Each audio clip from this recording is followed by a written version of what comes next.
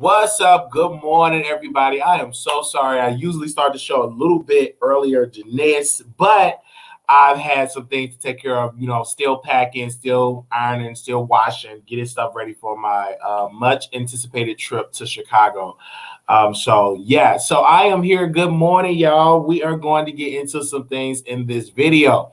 I first want to talk about, because I just got through watching Monica interview that she did on V103. I just got through watching her interview she did with Kenny Burns, and it was an exclusive interview, and she pretty much was saying, before she wanted to do this versus battle, that she wanted to have a conversation with Brandy, and they both had this beautiful conversation, and they both came to a conclusion that, even though, they were yet going through much as women, they came together and they spoke as women.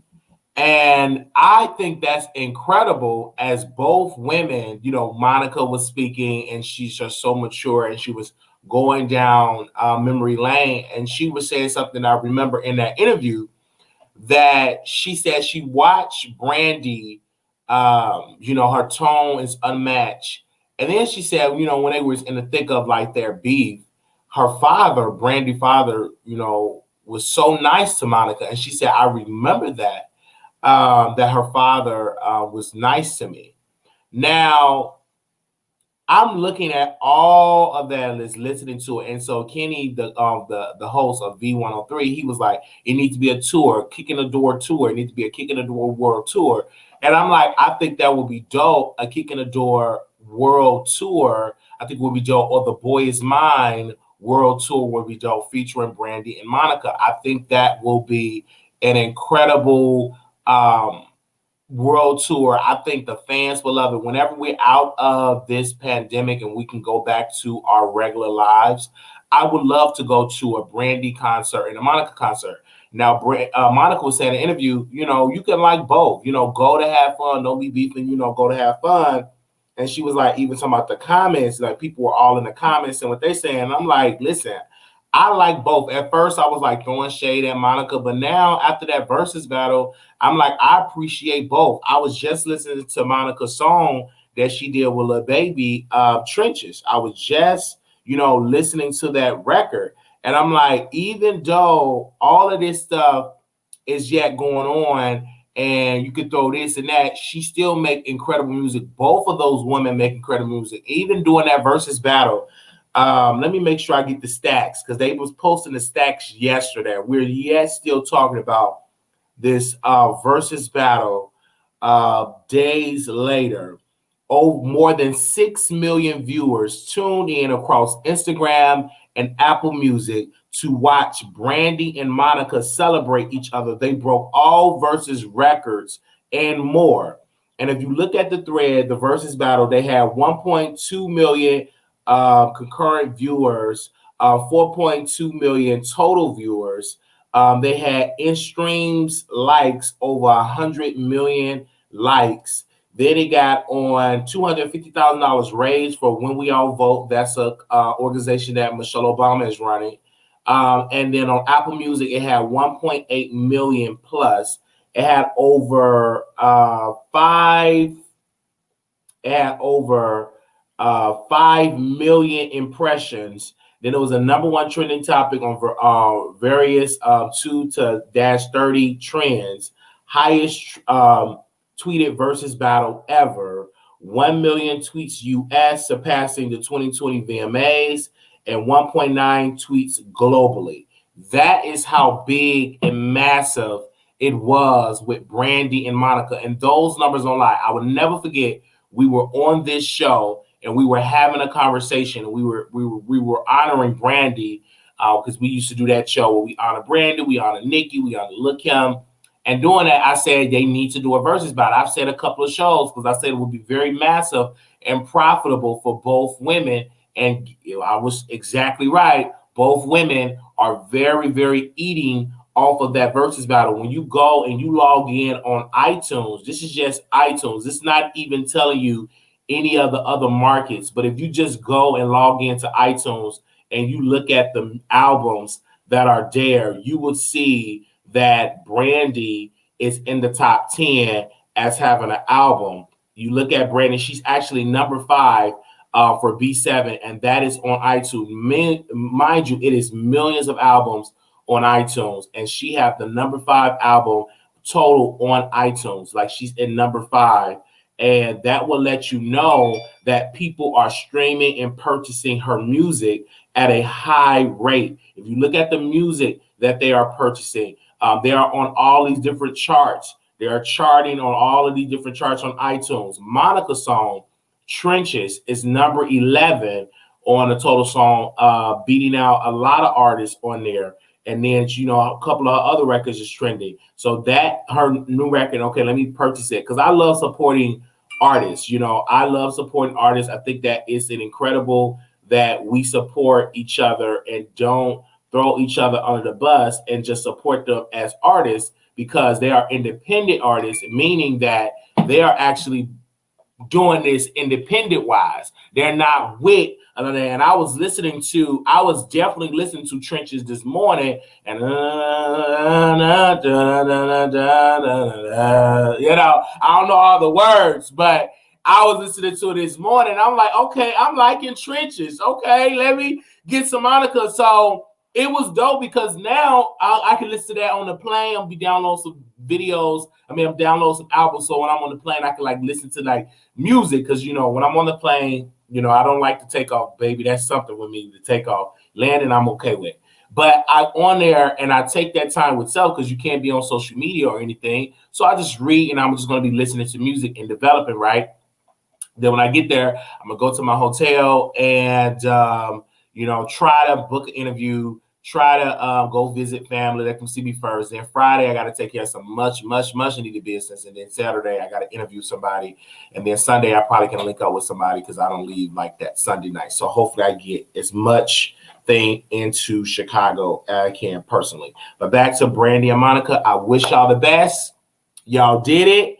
It was dope. And everybody is highly anticipating a concert. They want a unplugged and I was telling them, make it virtual. You can make your money on the virtual route and you can make dope money over there. So make it virtual. Make it virtual if you can't get people to come inside of the concert in person. I think a virtual thing was, because we were all looking forward to the music. Even Monica was saying in an interview that she wanted to get up and sing, but it was very limited of what they could do because of, you know, it was a time constraint that they couldn't, you know, get up. I wish they would have got up there and just jumped up there and just really sang. Somebody said, morning, we need the tour for the culture. I was listening to Brandy last night. The Boys is my number one song of 1998. And that song in 1998 is the highest rated song as for female collaboration. I think it was number one for 13 weeks. So that'll tell you the power of the women and the power of working together. Like, and I'm going to keep putting this out there because it's power. Like, for people, and I'm going to use myself, okay? Here we go. Even when I say, oh, I would love to work with Amal Wiggins in a podcast on the show, or we should do a live, or we should do a debate, I say that because it is so many people have their different support system. Wiley got his support system. Amal Wiggins got his support system. and us coming together will be so profitable. You know what I'm saying? He got it, but what we have to do is I would have to like fly to where he at, we have to fly to where, and we have to have like an eye to eye, no pun intended. We would have to speak eye to eye and have a conversation and talk as men, because I think it was very profitable. Because even when them women were talking, it was a lot of outside people, their people and their people, and they were feeding into that energy. But those two women came together and they spoke, and Monica said she's good. Brandy said she's good. She was personally thanking her fans. They did not even know Kamala Harris was showing up. So that was over. Let me look and see what Brandy posts on her page. And then I'm going to go and get into my celebrity, some more celebrity gossip. And I would put all these people in the title, but, YouTube is only limited of what you can have in the title. Shout out to Ray J. He was showing videos. Brandy was definitely there. She put hashtag Divine. She said, thank you again, Monica. And she was thanking everybody that was a part of it. Everybody else I did mention, Magical Night. So shout out to all of that. They were showing love down in the chat. She was posting it. Their followers are going up. The attention are going up. People are still talking about this Verzuz battle. And I just want to say thank everybody for contributing to watching it and stuff like that. And people were like, Wiley, what is your take on it? I said, I'm here for the culture. I'm a huge Brandy fan, and now I am a fan of Monica's music. I've always been a fan of her music, but I appreciate her music more. I'm going to be more vocal in her music as an artist because, a lot of people out here, they would throw shade, and they would say this, and they would say that, but I'm going to appreciate her music more. And when people be shading, I'm like, listen, we could like both. We could like Brandy. We could like Monica. We could like both. Because at the end of the day, Monica got some massive hits. Brandy got some massive hits. And we saw that last night. And people was like, even people that was on the Monica side, they was like, wow, Brandy had an extensive catalog. And then when both women came together, you was in there having a musical good time. And it's people in there say, I love Monica music. I love Brandy. And it was so dope because, it ushered in new fans, new supporters that typically probably wouldn't even know about Monica or Brandy, right? It gets into new fans. That's what I'm into. Like the new fans are just showing appreciation. So I said, Kamala Harris, hashtag hot sauce in my purse, showing up. And the brand new Howard sweatshirt, she didn't not even take the tags off. Wow, I didn't even see that. That a little bit too much. You ain't got to do a little too much, Kamala Harris. But I definitely had a lit time. I would prefer to see Michelle Obama show up because I can really sense her actually appreciating Monica and Brandy because she actually met Brandy and they took a picture. But anywho, that's what I want to say about that, y'all. I had to. Baby, don't you know that you so fine? Now, I want to get and talk about Monica and her whole Free C murder situation. First and foremost, I want to say thank you to Monica for shedding light on the false imprisonment, the incarceration of Black men and women. I thank her for taking C murder case and being vocal about it and what is her reason because he is innocent. I also want to thank Monica for also speaking facts about Kim Kardashian because I've talked to an activist that worked with things and he said, Kim Kardashian does amazing work. And Sean King came out one time, was criticizing Kim like, oh, she ain't really doing this. And they bombard him with calls like, no, Kim is actually putting in that work. She's not the typical person that are using just her celebrity. She's researching the case. She's reading over the case.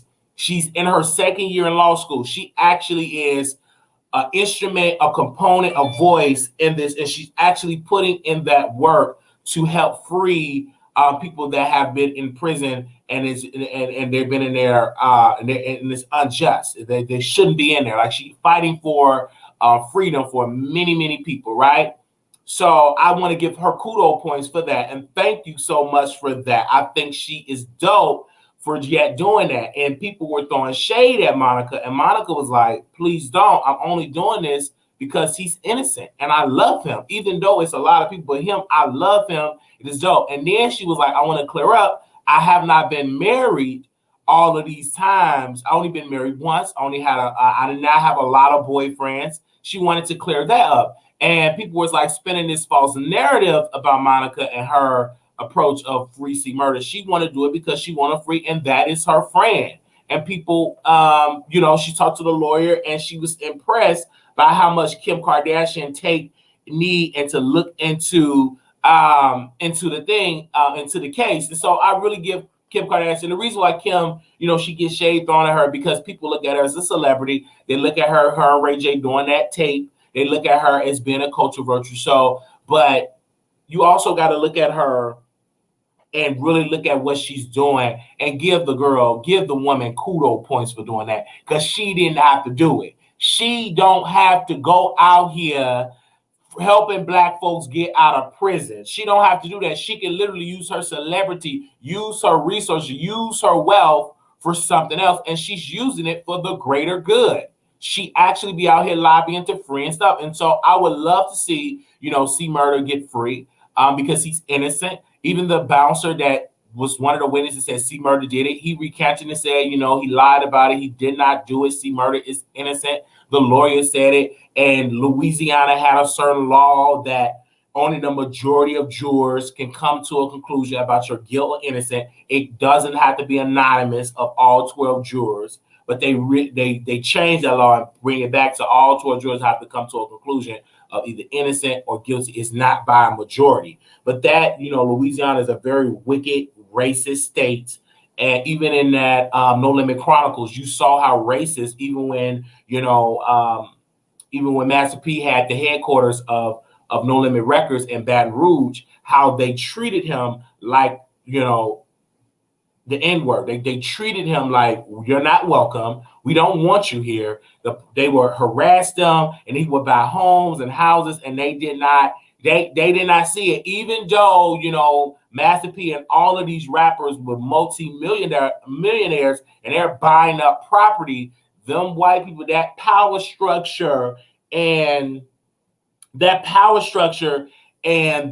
Louisiana, they did not like it. They were not ready for what Master P and those rappers and those millionaires were developing in that way. So, I do not want to live in Louisiana. It's two places I don't want to live in. I don't want to live in Louisiana, and I definitely don't want to live in Mississippi. I don't want to live in Louisiana or Mississippi. I think Texas has got their ways, but Texas can really become a liberal place. There's a lot of liberals that are here. It's a lot of people that can really change. It's just that people are not voting their numbers and voting like they're supposed to vote. And like I've been encouraging people, I'm like, go get your voter registration card.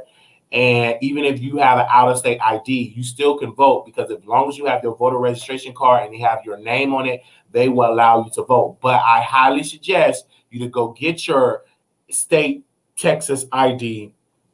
Go out there, even if you have an appointment for January, because they're doing by appointments, go there anyway and tell them, listen, I got to register to vote. I want to be able to vote. I want to be able to get an ID. And make sure when you go, have your passport or have your 2 pieces of mail, have your passport and or your birth certificate. And you go there with your birth certificate, passport, and 2 pieces of mail, and you stand there and you let the guard know, the security know, like, listen, can I just go in there and see? Can they put me in and be professional? Because I've done that, because I went to the one in Denton. And they was like, well, no. And then the guy was the sheriff that was there. I guess I gave the security guard, sheriff, whatever. He said, well, okay, just go on up there. And I told him, I said, I need to vote. But I did not have my security guard. I didn't have my birth certificate. So now I had to go get mine mailed here. And it's supposed to be coming this week. But I'm supposed to be going out of town. So I might have to postpone my trip, because I got some stuff coming. And I don't want that to be in the front of the door and they stealing my stuff. Because somebody giving me some nice stuff. I might have to postpone my trip, because I got to get them 2 items. So I'm going to see. I got 2 items coming. I might have to postpone my trip, because I might have to postpone my trip and just travel in Texas and do some stuff in Texas. But anyway, I might. If them items don't come today, I might have to postpone that trip, because I need them items. Because I'm not letting them items in front of that door. Them important items. You ain't about to steal my items. That's what people is giving me. Okay. And make sure you vote early and all that. Because, you know, a lot of the people I want to see in Chicago, baby, they tune to Atlanta. They tune to Atlanta. You know, my family is going to be there, but the people that I want to sit down for interview, baby, they're in Atlanta. It's a sign maybe I need to be in Atlanta, you know, the business-wise. But, you know, I want to interview. It's one massive interview that I wanted to do. I hit him up.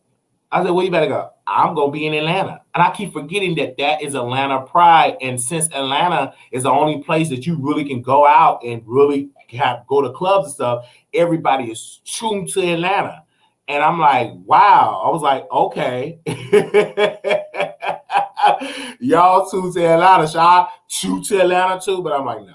I ain't going to Atlanta. Too many people, too many bodies, too much sweat. And then y'all want to fight and all that type of stuff. But no, I'm gonna go see my family and stuff like that. All right. But you know, everybody tuned to Atlanta, and I'm like, oh, that made me want to go to Atlanta. But then I thought about it, I'm like, no, y'all get them liquors in y'all get that liquor in y'all, then y'all want to be fighting. Y'all don't want to be productive people. Y'all just can't go to the club and be in the club, dance. When you get all that liquor, especially all that cheap liquor, it gets in your system and you can't control that liquor. The fight videos that I have seen and posted on Patreon, they can't, and people's like, why? I posted a video and we talked about it on Patreon and speaking about Atlanta, and you all be very careful if you go into the clubs. The guy was so drunk and they kept trying to tell his friend, get in the car. He didn't want to do it. So one man got out of his car, picked up a bat, and hit the man with the bat. His face was so much blood glistening and all that. I said, wow, I couldn't believe it. That man picked up a bat, hit him with a bat, and they were in the park. They was at Bulldogs. Now, anybody know about Bulldogs nightclubs? I've been there one time before. You only have one exit and entryway to get out of the parking lot. That's very dangerous because if you get people to fight and all that, and I've told the owners, and I might send them another letter, like you all need to invest in another parking lot because that is dangerous when you having all of these people drink all the cheap liquor and they get into these fights and they're trying to get out of one entryway and they're blocking that one entryway. That is violence on top of violence. Like y'all need to put some resources together and get another entryway, cut another entryway so it could be two ways to get out, not just one way in, one way out. I might have to send them another letter. I might have to blast them on the show and bring them on the show and get them together. Because I don't mind doing that and talking to these folks and just name dropping and put them in a public letter because I just think that is so crazy to me. How can you have a parking lot with just one way in and one way out? And you're getting these girls drinking all this cheap liquor and they don't know how to control their liquor.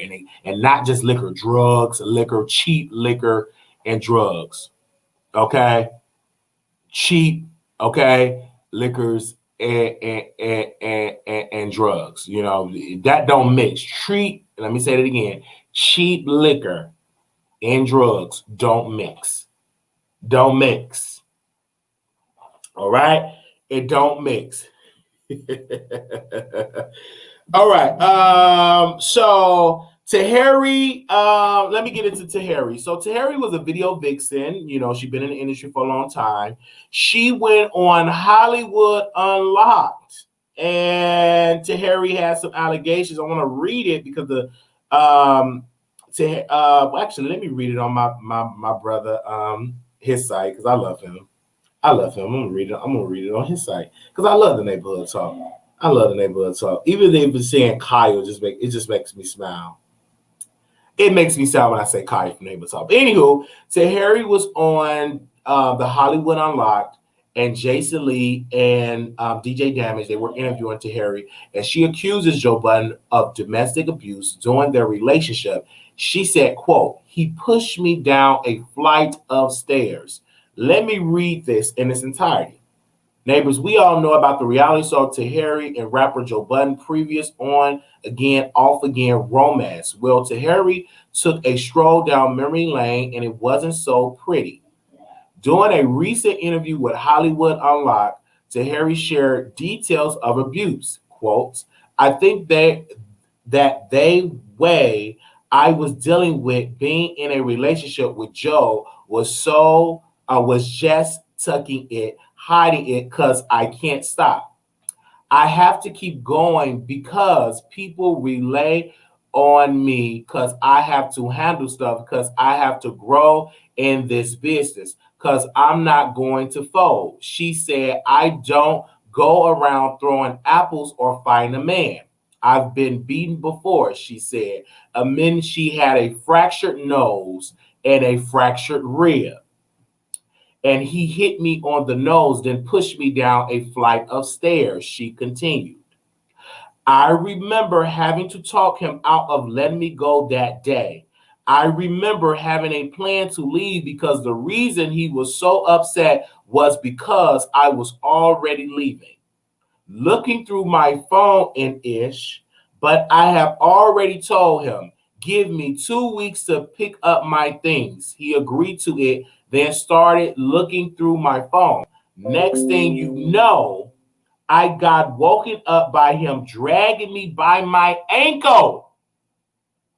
I managed to get up from the floor.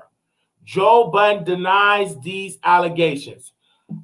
Tahari, I first of all would like to say that I am totally against domestic violence. And what gets me with men, you all get with these beautiful women, beautiful queens, and y'all abuse them. Like, if this is true, if these allegations are true, Joe Biden, you should be ashamed of yourself. And how dare you sit at a podcast up there trying to read somebody their rights and you are an abusive man, if the allegations is true.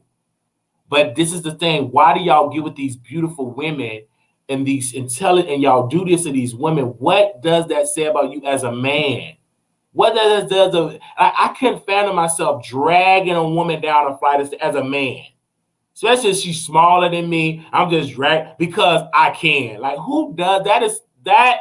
I would never understand that to me. And even when I look and I just had like a trigger moment, I remember I was going in some documents and stuff. You know, my grandmother, she shared this story at church one day. But I remember as a kid, I used to go through documents, and I was a very, very nosy kid. I would just go through stuff. And one day I went in the attic, and I was just going through documents, and I was just going through stuff because I was nosy. I'm like, hey, let's just see what's all in these crates and boxes. So one day I found my grandmother's divorce records, like when she had got divorced, well, when she was the divorce proceedings. And I will never forget, I read in the court documents that on the night of her wedding, it's supposed to have been a honeymoon, that her husband beat her. And I would never forget, like, reading, I'm like, wow, like her husband like beat her, and then she had to leave Georgia and go to Chicago because her father wanted to like take him out, and she didn't want that. So she just left her children behind and went to Chicago. But the reason why she did it is because she was in an abusive.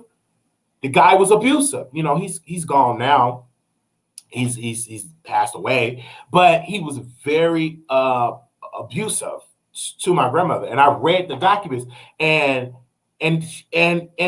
she would say, you know, I don't know why would he do it. He just would just do it just because he could. And I couldn't take it, and I didn't want to tell my father because I knew my father would have, you know, he would have, you know, exited him out, you know. So I didn't tell him. So I left Georgia, threw everything down, and just flew to Chicago. Left my children, left everywhere. She left her daughter, her two sons, all of her children. She left them in Georgia. And of course, you know, one of her daughters really couldn't get along with my granny about it because she didn't really understand it. Then my grandma had to explain it to her. She had no choice but to leave because, you know, her life was in danger, and she just got tired of getting abused, physically abused. And so, speaking like this Tahari situation, and I really feel for her because she's just a beautiful person. And if this is true, like, this is really bad for Joe Budden. But unfortunately, you know, he's not going to get canceled. He's not going to get erased. Just like a caller called into the show yesterday, I believe it was yesterday.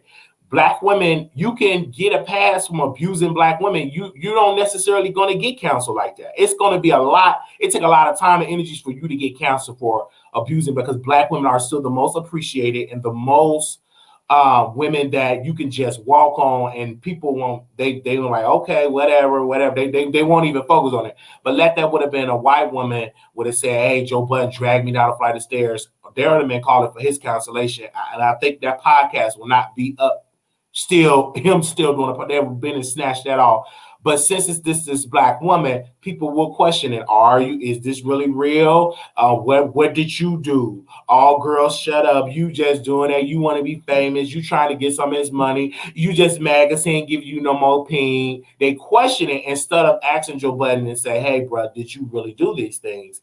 And I'm not going to take any side because at the end of the day, I was not there. I just like, wow, like, oh my gosh, like I hate to like hear this yet again. We're hearing about another woman and saying that a man physically abused her. And I'm like, what goes through your mind that you physically abuse this women? Like, it's crazy. And I speak to my grandmother's piece and I just triggered again, my own grandfather. And I've learned this like when I will never forget, I was in church and my uncle was like telling me stuff about my grandfather over the church. So this was like all public. So he was saying like my grandfather, he remembered that. Now, mind you, my grandfather was like my uncle's, that was his stepfather. They did not get along.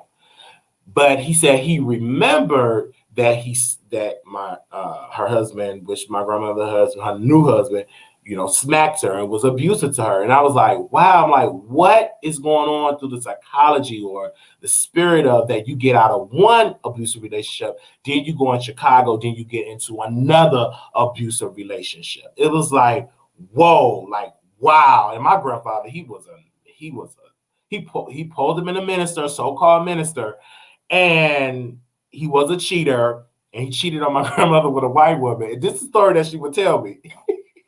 And said it over the church that he had a girlfriend. The girlfriend was white. Now, if my grandmother would have uttered that over the church and said she had a new man over the church, she wouldn't have lived. She wouldn't have made it the next day. He would have. But she got over the church and said that he had a white woman. And my grandma, I think she still got the picture because I remember I seen a picture of him and his white woman. She was white, and that was my grandfather, and he was a very mean and just like mean person. He was very bad with money. He was into money schemes, and he was abusive to my grandmother. And how he passed, it was like he passed like horrible. Like he was in a hospital. He took the tubes, and my grandmother, the one that he beat, was by his side. Didn't divorce him. Was right there. And I was like, wow. Now, as I get older, I always question, I'm like, how can you get into another one? I may never know because maybe it's not meant for me to know. And yes, she was in yet another like abusive, that's my mother's father, and that's my grandfather. And he had some like, his mouth, and, he was very, very mean type of a mean guy, and he was very bad with money, like money schemes. Because I remember going in the attic, searching it, and I saw all these get rich quick schemes. I'm saying all that stuff. I'm like, who buying all these tapes and get rich? And that was my grandfather. He would buy all of this stuff, and he would accumulate money, but he would waste it. He would buy property in Georgia and just wasted that. He was very bad when it came to money. He was very, very bad. If my grandfather was great with money, my mother wouldn't be suffering how she's suffering today. But her husband was very bad when it came to money, and I didn't want to be bad when it come for money and stuff like that. So I wanted to break that generational curse. And another generational curse, I never wanted to be like abusive, but I'm abusive too when it comes to verbal abuse. It may not be physical abuse, but this mouth is just as wrong as me throwing hands. So I have to I'm still got to work on that when it comes to like verbal abuse. I got to work on it. This mouth, because I was raised by the stuff that I heard, and they're going to, and sometimes I got to just shut it up. Don't say nothing. But this mouth, I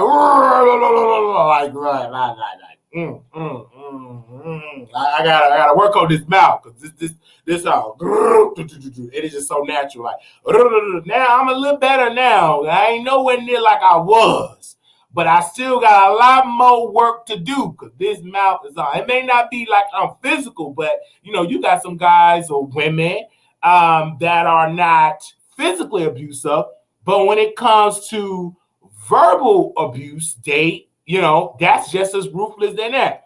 So that's just as ruthless as physical abuse. Because I remember I was this one girl that I was with in high school, and I called her a dumb B. I don't even know. All she just said, I needed a haircut. I said, B, you crazy. I will never forget I said that to her. And later on I felt bad. I'm like, wow, why did I say that? And I just like destroyed that relationship. And I think I know now as I get older that I was self-sabotaging relationships because I think I didn't deserve those relationships. I'm like, I don't look attractive, or why do you want me? I would like end it before it would end because I was like, why do you want me? Is it a motive? Do you have an alternative motive? Or, why? So a lot of stuff I would end. So I'm getting better now. And I still got to work on that, how to really build long-lasting relationships and not like self-sabotage relate how not to self-sabotage these, how not to destroy these relationships. So I'm learning, even in this business, even in my career as being a blogger, I'm learning how to build relationships with fellow bloggers and learning that, and learning how to listen when I'm wrong and to admit, hey bro, I'm wrong. Because a lot of people I have wrong. It's like when I go to Chicago, and I can't wait to go. It's a lot of I apologize. I'm sorry. A lot of people do not want a sit-down conversation. The answer was absolutely no sit-down conversation. And these are like loved ones. Some is able to fix, and I'm like, okay, who? And I just this is my prayer, right? And then we're gonna get into our other stories. This is like my prayer when I go to Chicago. It's gonna be like, who can I apologize, be sincere with, and have a conversation with, and those are the ones that I can fix. The rest, if I can't do it, I just have to apologize and all that. So that's what I gotta do. That's my prayer. But when I go back and I listen to like my grandpa, when I looked at, because y'all want to talk about the scam stuff, and I look at the it was like property, real estate. It was all like scams. Like it was a Ponzi scam, like all that stuff back in the day that they were running, the commercials and all that stuff. All of that was my grandfather, what he was accumulating. And all that stuff he purchased and put my grandmother in a lot of debt. And she had to, she had to build, she had to pick up the pieces. And that's why I work so hard, because I want to be able to retire my grandmother. And I want to be able to retire her so she don't have to work. At least I want her to be financially secure, because I don't think she would ever stop working, because I think she loves to. She's a workaholic, like workaholic words in our family. And she loves to work, and you can't stop her. Like whatever it is, she's going to help you. Like I've seen it, and that's the beauty of like my grandmother. I honor about her. Like people were called in the middle of the night. She would go and clean. It was one lady that could not do for herself. She was like bedridden, like she was bedbound, and they would call my grandmother. And my grandmother would go and bathe her. Now, mind you, this woman is about 500-600 pounds in the bed, can't move. Anytime she got to go to the hospital, the fire department, all of these people have to like literally put her in like a body bag just to put her to squeeze her out to get her out, to get her some help. And my grandmother was right there helping. And I admired about her how she would help and didn't get a dime for it, no money for it. She would just be doing that. And her husband, I will never forget, the lady that she took care of, her husband got cancer, and he the day before he passed away, I started to help him out, started cleaning him, started help him out. And he said, I'm gonna have to give Marquis some money. So y'all, I'm a little ignorant. But he passed away like the next day, and my grandma said, just let you know, Mr. So-and-so, he had passed. I'm like, man, why did he have to pass before he gave me my money? I was very, very ignorant. I was very, very ignorant. My grandma said, boy, stop that. You are so ignorant. I don't understand that. I don't understand how he gonna pass before he give me the money. Like my mind went exactly very, very ignorant. Like I went to like, dang, he said the day before that he's gonna give me some money, and I'm just still stuck on that. I ain't gonna get this money, and his wife got me filling out all of these documents about Section A and all. She had me filling all these documentations out, blah blah blah, and I still didn't get paid. So both of them passed on, and they still owe me some debt. I'm gonna have to get my lawyers involved, see who over there is state, see, but they probably ain't got nothing. But anywho, I was very, very angry. And then when my grandmother would say, well, you know, such and such, when such and such passed, and so like I said, did they put me in the wheel? Is I'm in the wheel? Is I'm in the wheel? Like, cause y'all keep telling me all these people bad, like, is I'm in the wheel? Is it you know? I'm very ignorant. And you know, my grandma, she's straight from the South, so she got all of these obituaries, right? And she would just go through these obituaries. I'm like, Grandma, who is all these people? And everybody, it's like a big garbage bag of just obituaries of everybody. Well, that's such and such and such. That's brother such and such. This is missionary such and such. And my grandma would just share these stories on the top of her head. And it would be so funny how she would work. Now, it was this one lady that she worked with. Oh my God, this is when I knew how folks are just so dirty. How black people have to be these workers and just working with white people and working for Jewish people, working for folks, and they ain't leave them absolutely nothing. My grandmother worked with some very wealthy people, but one day, one wealthy, I think she was Japanese. Yeah, she was a Japanese lady, but she passed away. So we looking at the estate and looking at the will because my grandmother had the power to, take care, get everything together. When I look at them documents, I said, Grandma, why is she leaving hundreds of $1,000s to the building that she was living in? She left money to the temple and left my grandmother a regular television. It was regular television, and some of her regular clothes that my grandma can't think of. The lady was little. And I'm looking at the paperwork. I wanted to be, and I said, Grandma, I gotta see these papers. Like, what did she? This woman left the money to the building that she's staying in. They didn't need the money. I'm looking like, I couldn't believe it. I said, I told to the attorney, I said, so you mean to tell me my grandmother worked her tail off for 40, so took care of this woman, took care of her parents, and took care of her. She ain't leaving her nothing. This is so wrong. They said, you going to the memorial? No, I ain't going to that memorial. I'm pissed. What did you say? I said, no, Grandma. I said, I ain't going. I said, I got to go pee. Because, I said, look, no, Grandma hardly ever heard because I said, I was pissed off. When I went to that, I said, I got to go. No, I ain't going to that memorial. Absolutely not. How you giving it to the building? When I saw how much money she was leaving to her, the temple, she ain't been there in decades. And then she left it to the building. I said, you know what? This is like, I just could not believe it. I could not believe it.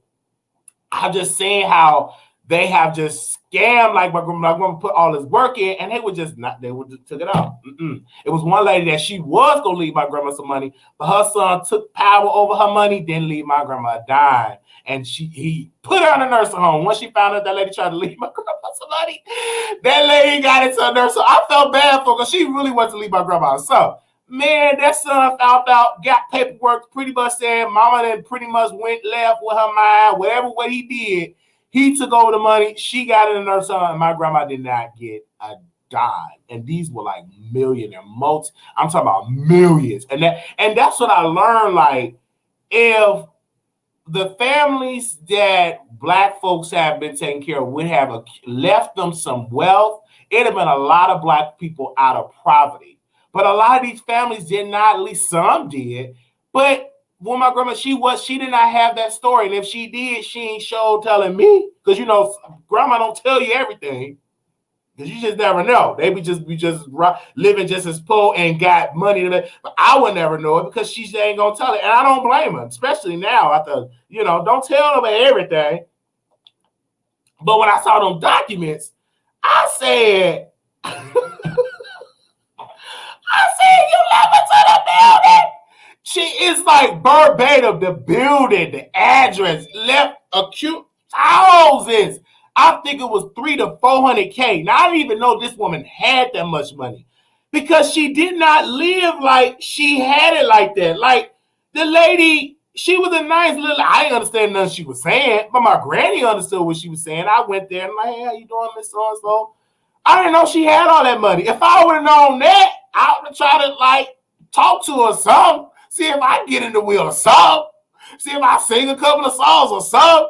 You know, but nothing. Well, she didn't leave. I died. But the regular TVs, I was so, and of course, you know, I used the TV for like, I did use one of them because I had to use it because that was it. We did use it, but I just like, man, this is like so wrong. But you have now one leaving the hard employees, Wiley. I'm like, leave it, you know, and I understand. Oh my God, Wiley, they happened to my granny. The lady left her money and then the family fought it. Yes, they fought it. Absolutely. It was, this is a true story for me. Because I got into working with like wealthy white people. I finally got into the business. I guess watching my granny, and I just said, okay, let me be a CNA. So the lady, she was going to leave me some money. She was going to leave her neighbor some money, and she was going to leave me because she was asking for my name. Her lawyer was asking for her name. She was going to leave it. Baby, once her daughter got a wing to it, she flew down. I never seen the daughter before in my life. She flew down there, lived in that apartment. Then her mama health started declining. They seized it all.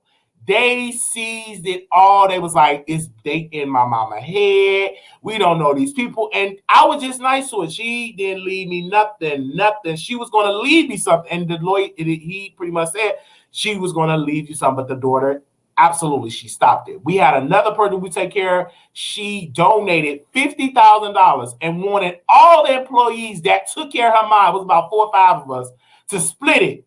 The job said, no, we going to split it between everybody. We only got $200. So they pocket that money. I said, you know what? You know what? Y'all are dirty. Y'all also dirty. Because she left us so they put our names for that. Man, that job found out. So that's unfair. That's against company policy. She left $50,000 for us to split it. Man, please. I'm telling you, it's like I have seen some stuff, like, because you know, I have seen some stuff, and man, it's like, man, it's crazy. Why your grandma blessing are still the, and you know, I'm definitely want to bless my grandma still here on sound mind, able to get around. Yeah, that's a blessing. She able to drive. Yeah, that's a blessing. But I want her to have a monetary blessing. You know, a lot of people, they don't care of the family, but when they get arms about the money. Absolutely.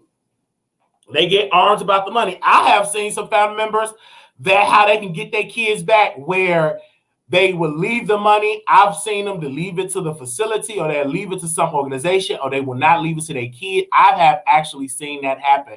I have seen it happen with kids will sue their parents. They're like up in age because they did not want to be out of their inheritance. They will go to court. It was one, I was like, I used to see all of that because the people that I used to work with, they were like millionaires, you know, football coaches, like the place that I was at and working at, they were like big money. Someone was very bougie. It was one black man. He was married to a white woman. He was like 100-some years old. He got money. And the way how he was speaking, and how you doing? And I always say this is my granddaddy. Like, he was tall and he was in his sound mind and he had bank. I said, woo. Because one of them days I looked at his bank statements because he had came. One I looked at, I said, Mr. So here every day. And he wanted me to open it up. And I saw them digits. I said, good God. I almost fainted a little bit because I said, wait a minute.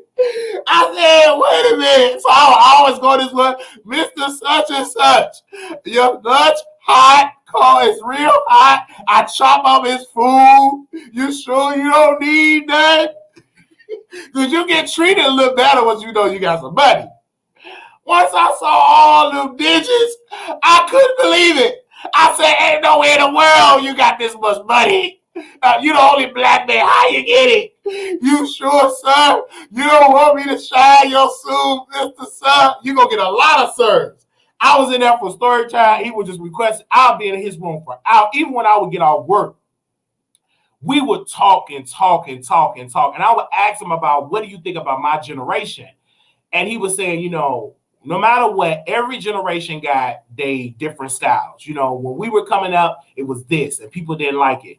You all have hip hop. My generation may not know what it is, but every generation has something that the previous generation did not like. Just live your life, do everything, live your life, don't have no regrets, but just live your life. And I asked him, I said, you at 100 years old, did you do everything you wanted to do? He said, I had a good life. I had an awesome life. And I thank God that, I'm still here. He was able to still move around. Of course, he needed some assistance, and I was there to help him. And then I was able to meet the Secretary of State of Chicago. I think that was Jesse White, because Jesse White knew him. I think he used to be the call. Some they knew each other. And I was like, what?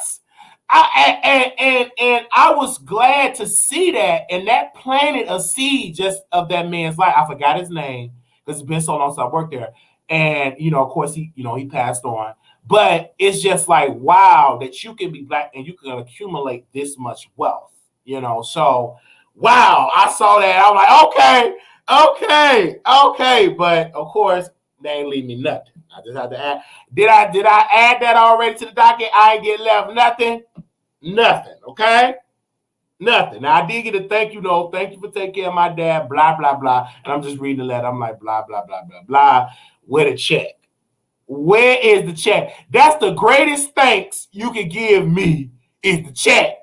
That's a beautiful card. I'll read. Thank you so much. But I'm looking at the check. Where is the check? I thank you for yes. But the greatest thanks is this. Hold on, Mr. Wiley. This is the greatest thanks. Writing a check, putting my name on it, depositing in my account. That's the greatest thanks I needed. Okay? I had the money on I always had like money on the mind, but I've never been like, this is the thing. I've never been like in love with money in the sense of I would do anything to get it. No.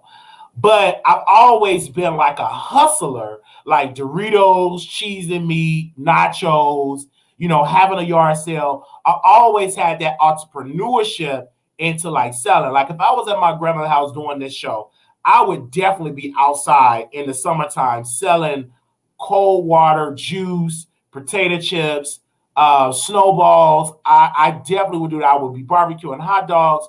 And because to being an entrepreneur, to bring money home. So I've always had that mindset as a kid because that's what we used to do in the church. My grandmother used to have dinner sales in our home and yard sales. And so I did, because, she got older and she really couldn't do it like that. So I picked that up and baby, I would do it like, man, the money was great. The money was accumulating in. And then my grandmother, she was an entrepreneur, at one point she had a home daycare center and the money that she would accumulate and taking care of other people's kids, that was those. So I always had like a seed planted with my family. Some of them are becoming like entrepreneurs, like another part of her family, they own a restaurant in Georgia. My aunt, uncle, they own like their own cleaning business. So I've always been around people in my family that have always been like entrepreneurs, right? And I've always wanted to plant the seed and do it like that. So no, like nobody ever called because it was us. It was Black people. Like nobody ever called the cops. No, it was one lady. She wasn't no Karen. She was just a Black lady. She just got on my nerves. Her name was Miss Byron. And baby, Miss Byron, she would be holding her stomach with her cordless phone, ready to call the cops on any and everybody. You step on her grass, she calling the cops. If you stand in front of her house too long, she calling the cops. If you in the neighborhood doing something, she walking around. Nobody ever put their hands on her because she knew the mayor, she knew city council workers, like she knew all of these type of people because she would be out there politicking, going out, going to these events, going to town halls and all this type of stuff. She was very active in the community and the police knew who she was. And I just like, man, why you call it? Like she called the police on my stepdad. And the only thing he did was just pull up, got out the car and just was coming to come and see us. I'm like, why you call? I just always like, but she was a nice lady and her house on the block. This is why I stopped judging people in Inglewood. Talking about, people in Inglewood, they ain't got no money, they broke. When I went inside her home, I said, this woman got it looked raggedy on the outside, But baby, when you went on that inside, beautiful from top to bottom. That woman, that people, they came, remodeled and did this, and she was so nice. She was a nice woman. After you get through her calling the cops and all that, she was a nice woman, okay? Yeah, that Miss Barry, that Miss Barry, baby. She will call the cops on you, baby. Baby, before Miss Karen, baby, she'll be right there. Hello, and I like, and I used to make fun of her. I used to joke to her. I said, she can't even hardly hold the cornerstone. You got all that trouble. Go home and go to bed. Go to bed. My grandma said, stop saying that. You going to get old with it. Stop getting on this song. Get back in this song. I said, that don't make no sense. Look at her. She can't even hold the cornerstone. Get somewhere and get in your house. It don't make no sense. But she will do it. And then eventually she got nice and, we would talk to her. And then, of course, she passed away. But I remember that growing up. So what I would do is I'll probably go on the old block and have my phone and just talk, I just show. I think that would be a good conversation. So hopefully it don't rain. I wish that she was still alive so I could show y'all who she is out there because that's the elders. But I was very ignorant. I was talking, and all that stuff. All that stuff. But then I was like, how you doing? But I was so nice. I knew how to be fake. Oh, how you doing, Miss Byron? She would go to church. She would have her ruby red dress and that red hat. She would go to her Baptist church. I forgot what missionary Baptist church she went to. But she went to a Baptist church and she went on and she was looking sharp. I said, good. I'm glad she go. So she won't be calling the cops on nobody. Then when she come back, get off my grass. Keep it moving. Keep it moving. I'm like, what? I just was like, what is she doing? Why? I'm like, and I was just telling my friends, this man, just don't pay her no mind. Just keep it moving. It is what it is. I was just keep it moving because keep it moving. No, my grass. Because she would have the best grass. Like her son would come and clean up, cut her grass. Keep it moving. I'm like, keep it moving. Child, I'm like, let me go ahead on. I don't get triggered having all these flashbacks. I was like, trigger, flashback. I'm just having all of these flashbacks. Okay, let's talk about, since we're talking about money, Tyler Perry is a billionaire. Okay, shout out to Tyler Perry. I saw this on a Neighborhood Talk. TMZ had posted that Tyler Perry have $320 million for his entire library of movies, TV shows, plays, etc., as he owned 100% of the content he created. He has $300 million in cash and investments, $280 million for the Tyler Perry Studios, which sits on 330 acres in Georgia. $60 million for his equity stake and BET Plus, the streaming service that debuted last year. $40 million in homes and toys. In toys? What kind of toys he got? I guess they talking about like cars. But why would they put toys on it? They shouldn't have said toys because, toys as an adult, it goes back to. Add them numbers up, it's $1 billion. Nice to see a black man who started from the bottom achieve so much. Yes, I am so happy of it. I am so happy. And you know what? Let me tell you this about the toys. Somebody, and thank you to Tyler Perry, because what he did, he built it from the ground up. My mother would follow him when he was coming up because he would go to Chicago, and I think at the Regal Theater. Did I say that right? At the Regal Theater on 79th? On 79th, is that 79th and Jeffrey? The Regal Theater? No, that ain't 79th and Jeffrey. Yeah, they have to be on 77 Jeffrey. The Regal Theater. And he would come out, he would do shows, and he would get everybody email address.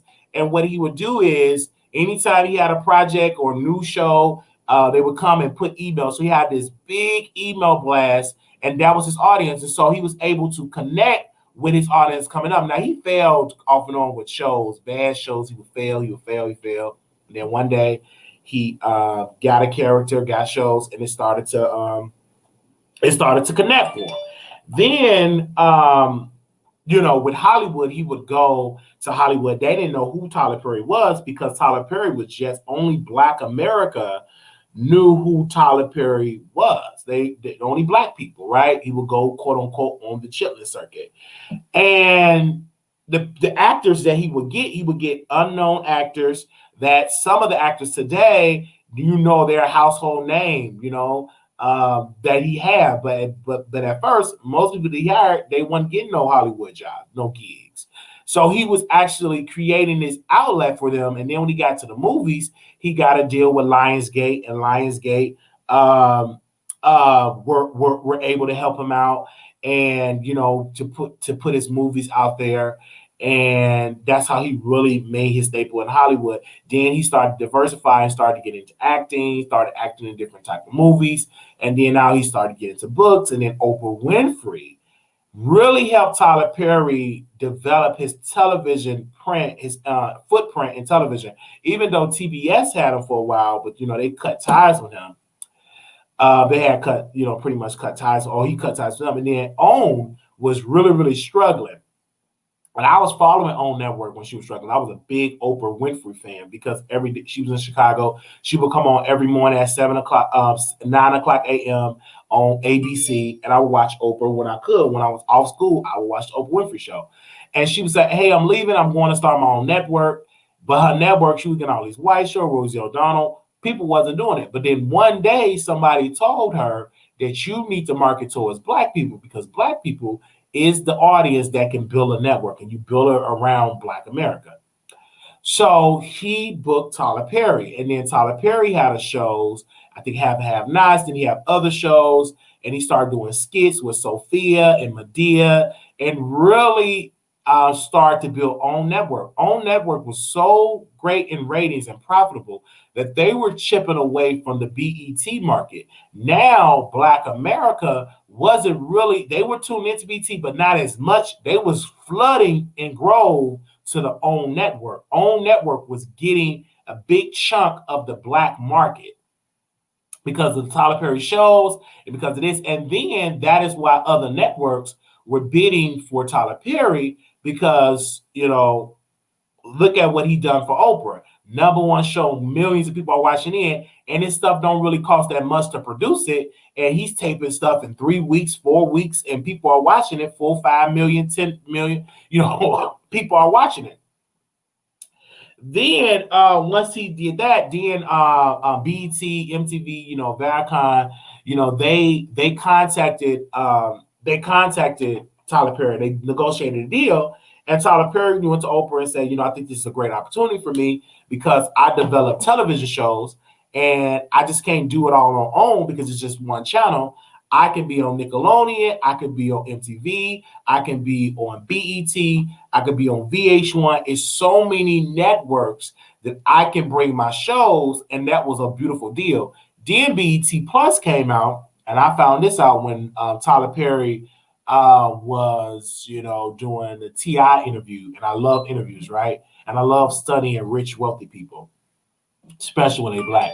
He said, I'm a co-owner of BET Plus. I'm like, wow, because he put money up there. So he co-owned it because before I even own network, Tyler Perry was going to do his own network. He was going to create a network and put shows on there. But once he saw how Oprah Winfrey was struggling and how it was like, and they were dragging Oprah. Oprah went through a lot with OWN Network. They were dragging because at first she just left a lit show. And when the ratings were bad, they would write articles, Oprah not standing on her own. They were just dragging Oprah Winfrey in the media. She was getting dragged. And it was getting bad, but I forgot the guy's name because he did a show on OWN, but he said, I remember Oprah Winfrey got all these powerful people together and they sat down and they had dinner and they were giving Oprah some advice and they had a dinner and it was all going to that. And I think after that meeting, it was a conversation that you need to tap into the Black market, or what they call, quote unquote, the urban market. Because after she did that, people started to tune into it because they wasn't into Rosie O'Donnell. They wasn't into all of those shows. They went into it. They liked it, Black shows, and Tyler Perry dominated the Black market before Scandal, before all Empire, before all of these Black shows you see now. Tyler Perry was doing it only for a long time, dominating the market. right? Because of the success of Tyler Perry, Hollywood started to give black directors a chance, started to give black shows a chance, because he proved to Hollywood that it's profitable to have black shows. So when he ushered in stuff, now you get shows that never probably would have saw the light of day if Tyler Perry would have failed. But because of the success of Mr. Perry, you now have success. So look how I'm spitting this knowledge today in this show. That'll let you know that I've sat and done my homework. And I heard that Tyler Perry don't play. He's worked really hard. He don't like to waste time. He don't like to keep doing stuff over and over and over. You got to know your lines. It is what it is, and he don't play. Because I had Tamika Scott on there from SWV, and she said, yes, Tyler Perry don't play. Like he's serious about it, and you get up there and you do your lines, because he taped in a certain amount of time. He don't like to waste money. He loves everything to be profitable so it can fund the next show or the next idea. And his formula has been like he can tape a movie in 3 weeks. He can tape a movie in 4 weeks. He's not your typical Hollywood producer that will spend months on a movie. No, he changed it up. He said, while y'all spend months, I will do it in 3. When it's in months, I will do it in 4. I will do it in 4 weeks. And now Hollywood is looking at Tyler Perry. Now they was like, all the shows he got, because everybody had to get tested. They're living on the studio, and they're taping the shows, and they're gonna shop, to give the shows. You can't leave once you're on the lot on the Tyler Perry studio. You can't leave until you're done taping because of COVID. So everybody take their tests. Once you get your results, you're tested. You stay here on the grounds in this place because he got plenty space for you.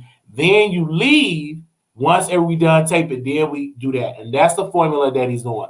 Most networks does have it. So now, even when you look at Maddie or you look at all these people, the studios, if you're doing any Hollywood work, you get tested and you have to stay at the hotel where you cannot leave the hotel. You have to stay there for about a week. I think it's 10 days. And then you get tested, and then you get to go and take this documentary, or you take this, right? So that's what it is. And that's what I knew that Maddie was like doing something. And I said, and she was in LA. And if you're in LA, what you in LA for? You're taping something, then you getting tested, then you're in a hotel room. Okay, you're taping a show. It's something that you're doing for a network. So and I love that. They said Wiley looking real good, so I'm gonna drop the coin. Thank you, JW. Thank you. I bet he have beautiful houses on the lot. You know what I'm saying? And I think once, my goal is once I pay off the library situation, I'm gonna relocate and move to Atlanta. Because I need to be there. I think I put the work in. My brand is strong. And I think to really expand my brand and to tap into what's there, I would move to Atlanta. So once I'm like paying off the library, once I got that completely behind me, I want to move to Atlanta. And I want to like lay ground because I think that's a beautiful market for what I'm doing. I think I should be there because I said Hollywood, Atlanta is Black Hollywood. That's the Mecca. And it's a lot of people that I potentially connect with that lives in Atlanta, that I interview that lives in Atlanta. I would love that. Okay. So once I'm done with that, you would definitely see me like go to Atlanta. Woo! But I gotta be careful because there's a lot of distractions in Atlanta, which I don't want to get distracted. Texas is good, Dallas is good too, but I can see myself in Atlanta because there's a lot more. It's just the infrastructure is there in Atlanta. Now, Masika and Hazel-E. Woo, Lord. Let me see. Y'all, I heard about this story, so give me a second while I read about it, because I don't know who a Masika is. Is she a reality show host? So I'm assuming that Masika is a reality show host, and Hazel-E is a reality show person. So Masika, I'll probably need to get one of my producers to come on and talk about this, but let me pull up the story because they sent me the story and I wanted to read it because I was looking at it And I wasn't impressed by it because I'm like, is they doing this for a show? What is this? I can't even find the story about Masika and Hazel-E. Give me a second. The Love and Hip Hop Hollywood, because one of my producers sent me the story. And give me a second, because I was looking at it, and it was a lot of story. Okay, here we go. So over the weekend, there was an altercation between former Love and Hip Hop Hollywood castmates Hazel-E and Masika. Things got out of hand and the police were called. A source revealed to us that Masika allegedly left the scene on a stretcher. We have now learned that the two ladies were on set filming a new special where they sat down to face each other and hash out their past issues. However, from the looks of things, not much have changed between the ladies as things definitely got physical. As we previously reported over the weekend, Hazel took to social media to reveal that she and Masika got into it and that she pulled her wig. Well, I'm saying much about the incident. Masika took to Twitter and tweeted out a few emojis to ask her followers to solve the riddle. Shortly after Masika left, liked a response from a fan who guessed. So it was a lot of fights. So they apparently was having a conversation with the Zeus Network, a sit-down conversation, and it got physical. So somebody left on the stretcher. Somebody wig get the flag. Now, I don't believe that this was serious. What I believe that this is nothing but a bunch of bull to promote that sit-down conversation that they're taping for Zeus. I don't believe that it was a serious altercation, because if you was out on the stretcher and all of this, why are you on Twitter, Masika, liking a tweet? Like, I don't think that this is a serious matter. I think they're doing this to promote, this sit down show, this show that they're taping, and bring eyeballs and ears to this show. So that's my whole opinion on it. That's like my opinion on it all. That's what I believe. That's what I'm on, and that's what I stand on when it comes to this situation. They say Masika. They say Masika is dramatic. Yeah, I think that she's very dramatic. I don't think nothing happened to her like that. I don't. That's just my personal opinion. I really don't believe that. That's just my personal opinion. Mm-mm.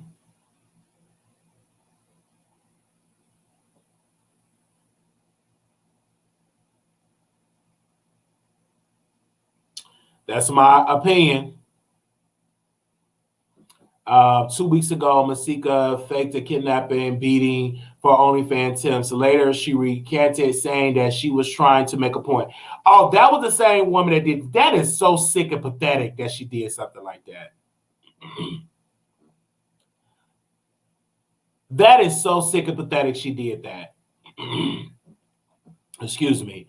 Let me drink a little bit of water. And then I'm going to open up the phone lines. Woo! And y'all can call in this morning. And sorry I was a little late. That was pathetic. Who does something like that? People will do anything for attention. It's crazy.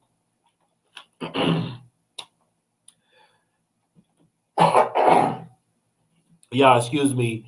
It was raining outside, and I got caught out there in the rain. I don't know.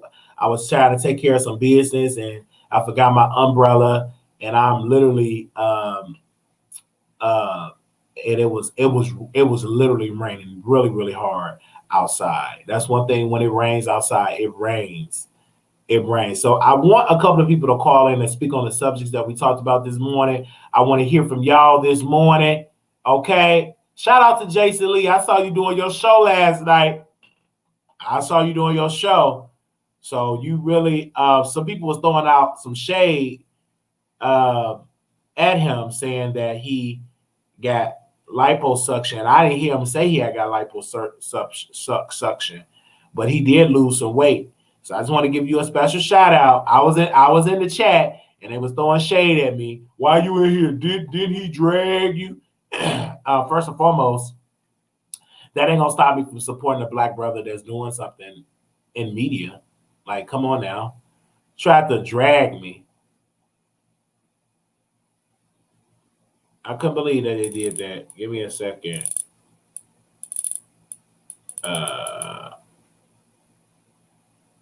Hold on, y'all. I'm up here doing something. Let me see if anybody called in. Because the number is 646-716-8447.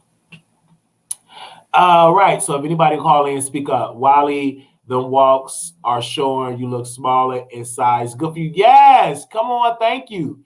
Yesterday does not believe he's black. Yeah, he and they both looking for attention. He's a and I'm looking like Jason Lee. You look kind of little like, what in the world are you doing? I really hope that you didn't get none to suck out that stuff. I'm doing the old-fashioned way. I'm doing it the old-fashioned way. I'm just working out. I'm not even trying to like get where he's at in size. Because that was crazy. I'm hearing that he got lipo. Is that really good? I'm not getting it. They was like, wow, do you want some gastric bypass? Absolutely not. I don't want nobody sucking nothing out. Definitely don't want nobody sucking nothing out. Absolutely not. Sucking out of my belly? Absolutely not. No. I just walk it out. Okay? I'm trying to see if anybody gonna call in, and I'm gonna go and speak on the subject. Because I know y'all be so conditioned when I be here. And just tell me about your day or something. I want to do so. I want to see if you able to call it, because I know most of my people, y'all up working. So we can get one phone call. Because I don't want to end. I want some callers to call in. Because last time somebody said, you don't let the callers talk. So I want to see if y'all call in. Notification this off the show.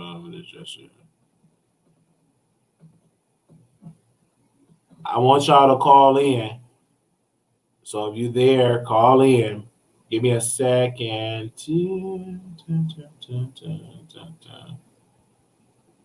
All right.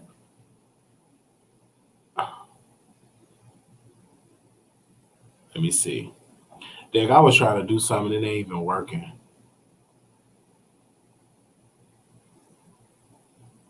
Okay.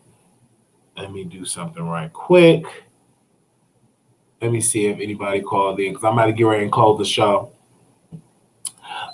Exercise works even if you don't change your eating habits. At least walk will get your metabolism a jump start. Yeah, they said stay on. They said hopefully Jason will get a haircut on it, number one. I saw that, and I'm looking like I saw that when yes. Oh, thank you to that producer. I definitely want to talk about that. Thank you for that update. Yes. Now, I do want to talk about Pastor John Gray. I have to talk about Pastor John because that's when Tasha K gets into this mix. So give me a second. I was trying to track something. I was trying to track my package. Oh, y'all. I do want to do the job, Pastor John Gray. I definitely want to do that. I definitely want to do that. All right, give me a second. I want to read that. Hold on. I want to read that. I'm glad you said about Pastor John Gray. I'm glad you have said that. Oh, wait a minute. I don't think, is it working? Did it just cut off of me like that? Blog Talk Radio, y'all is something. Give me a second, y'all. I said call in. Look at them lines acting up. Oh, Lord. Here we go. We acting up again today. Y'all, excuse me. I don't want to have no Kaya moment. No Kaya moment. I thought I paid it last week. See, this is what I'm saying. It ain't. Hold on. I don't think y'all going to be able to hear me because it ain't working.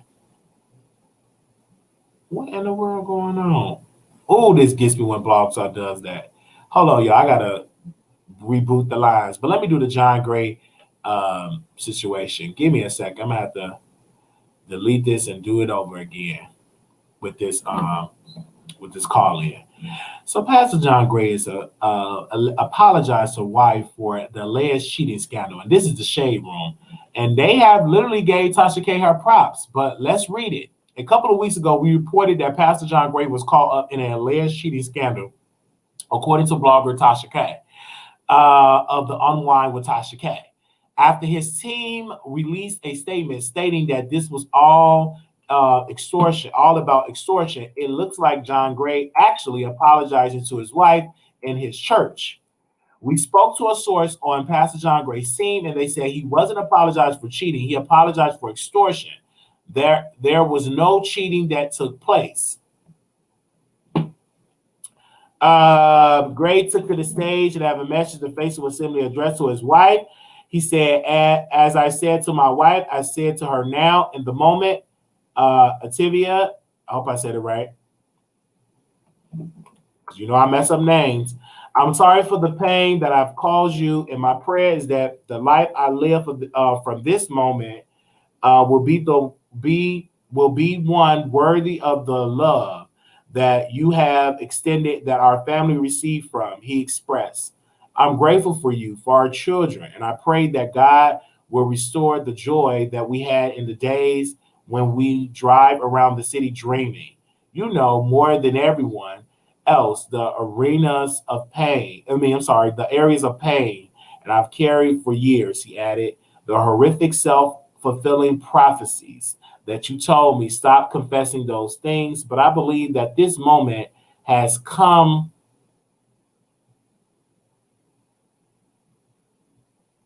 Believe that this moment has to come so that God could make me the man that I need to be. But I'm sorry for that pain that I've caused. Gray continued, you don't deserve it. You are an amazing woman of God, and I love you. And I will face me so that the man that comes out of this moment will be able to honor you in a way that I never have before. Ciao. All you gotta do is keep your pin. I don't see, this is the thing. Tasha K played some receipts that apparently had a video talking about you get some burnt brisket and that to this woman named Mary. Now he's saying it was no cheating thing, it was extortion. But my question is, why would you get on the phone or have any communication with this married person? Mary, this woman named Mary. Why would you talk with this person?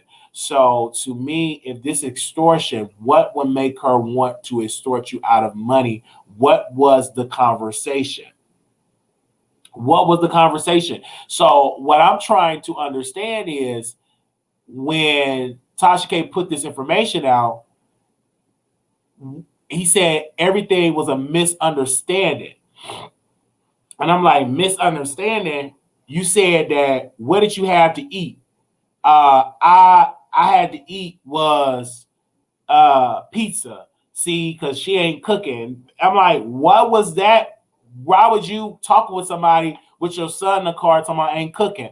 And you wanted a picture and all that. So what I'm not understanding is when you say that somebody is cheating, give me a second. I want to make sure. I think the phone lines is working now. Let's see. Let's see if it's working. Okay, I think it's working. All right, if you say somebody cheating, why would you talk with a woman and you're a married man and you got into a first cheating scandal that we know of? Because Dr. Larry Reed said you get another one. So it's just crazy. I feel for his wife, but if it's a business marriage, then she playing her cards right. It's cheaper to keep them. It's good for the business. 2041, calling you on the air. Good morning, Wiley. How are you? All right, going pretty good. You wouldn't happen to be talking about John Gray, would you? Yeah, Pastor John Gray, because you know he he apparently was apologized to his wife, and they were posting about it on the blog. So I was talking about that. That was like the last story that I commented on.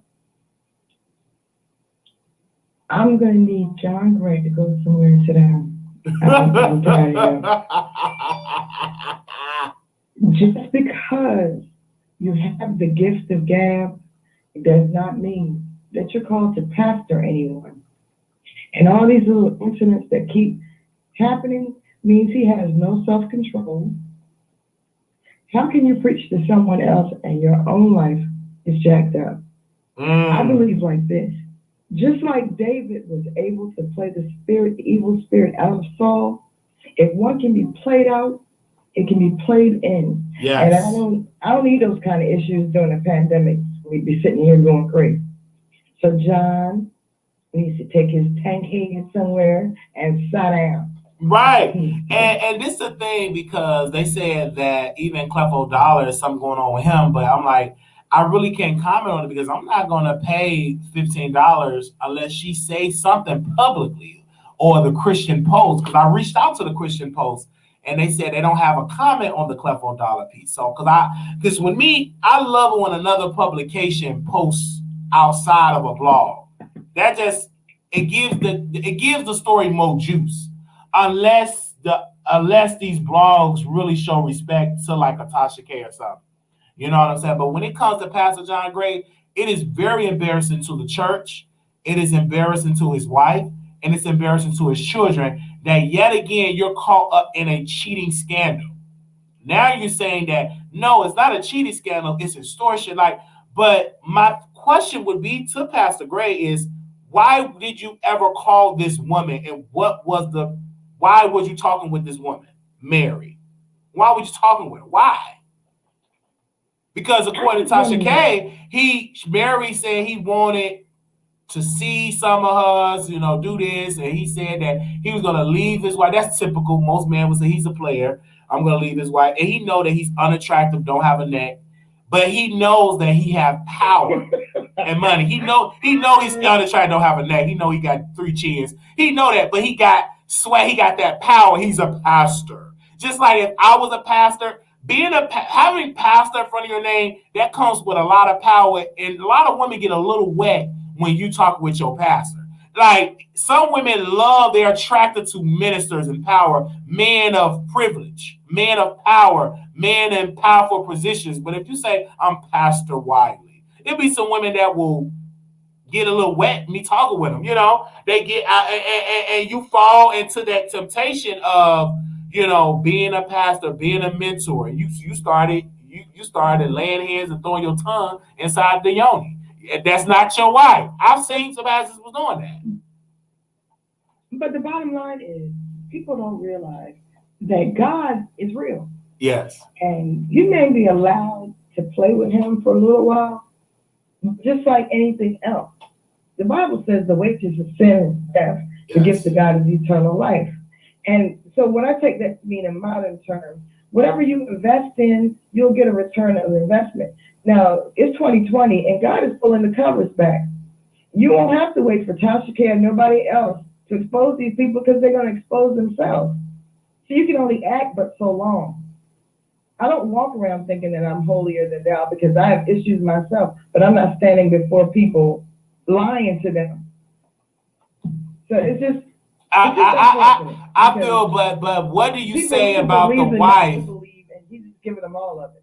What do you say about the wife? Because shouldn't she? Because if it is said that she is the woman of God, and should she speak up? Because what I don't like is making her look weak, and making her look like, girl, you don't care, you about the bag, as long as you get you a new car. Because I was waiting on her to say something, because when I went on her IG, her comments were locked. Like we couldn't comment on her post. We sent an email and we sent an IG message. So one of my producers that actually used to attend the church down there sent a message. We haven't got any word back, because what I'm interested in is, what does his wife have to say about the situation? That's what I want to know, because she's dealing with the blunt of that.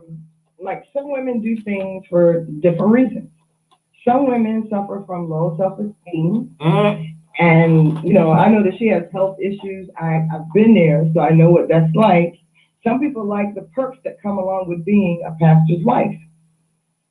But there is no way that I would stand something like you're large. I mean, everybody knows your business. And here we are yet again. I couldn't stay. I would have to go. And after, you need to go, sweetie. Or you all need to get some intense Christian, no, don't even go to Christian counseling because all of y'all are playing with God. Go to a renowned psychiatrist. And both of y'all sit there because this man, every time he does something, he's hollering about his 8-year-old self. I wish I could be in proximity. I would beat him with a belt.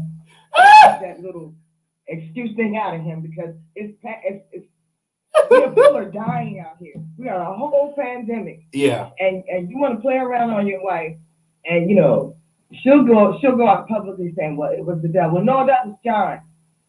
That was John. John, like he supposedly. And my thing is this: he got married. He got used to it, and it got good to him. And I don't know what y'all do when you're together, but obviously there's something lacking. And he's looking. I think that if she having issues in her health, then she probably not able to fulfill the love making department to do that. Maybe the romance in the bedroom, and maybe he still want to hump. And if she cannot provide that, instead of him being patient and praying and suffer loss for that temporary moment, he's probably out there looking for other women. And now that he know that he have this power, I think he's addicted. And what gets me is he's going to constantly get caught up in this because if she can't give him what he wants in that bedroom, he's going to keep going out there and dealing with other women. And that's the sad part about it. Well, I know that this is probably not right. But if I were to stay, if I were her, every time you saw John out in public, you would see a new bruise because I'd be tearing his behind up. Now you gonna be. That's what he needs. You said you'll be tearing him up. Yeah, John, if a bad black woman, he would experience that every day. I know that's not right, but that's what he would be experiencing. You want to embarrass me? You're gonna walk around in pain, physical pain. So I don't know, but I just know how it is to be a person that has health challenges. Some people are good with you as long as you're good, but when an illness shows up, even though you both said vows, some people can't handle someone that suffers from a chronic illness. I don't have any proof that she does, but it is what it is. Yes. Some people say those words because that's a part of the ceremony. They can't live up to them. And obviously, he can't live up to his vow that he made to his wife if you keep hearing about stuff like this. And you can't put that on extortion if you didn't pick up the phone and you weren't making phone calls. Uh-oh. I love to call you when it's time for me to fuss. I just love it. So. But you're right, because at the same time, he's doing all of that. You wouldn't have that extortion if you weren't on that phone talking. And the thing about it is, what was y'all? You set yourself up. The Bible that you quote from says, "Don't let your good be evil spoken of." You're too dumb, and you always get caught. I'm not saying don't do. Because you can't stop anybody from doing whatever it is they really want to do. But you need to wisen up. You're not 8 years old anymore.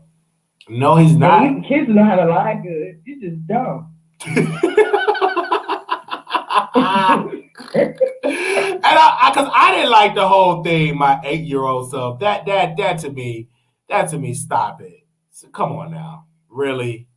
Is that what we doing now? Like, come on now, just say you couldn't.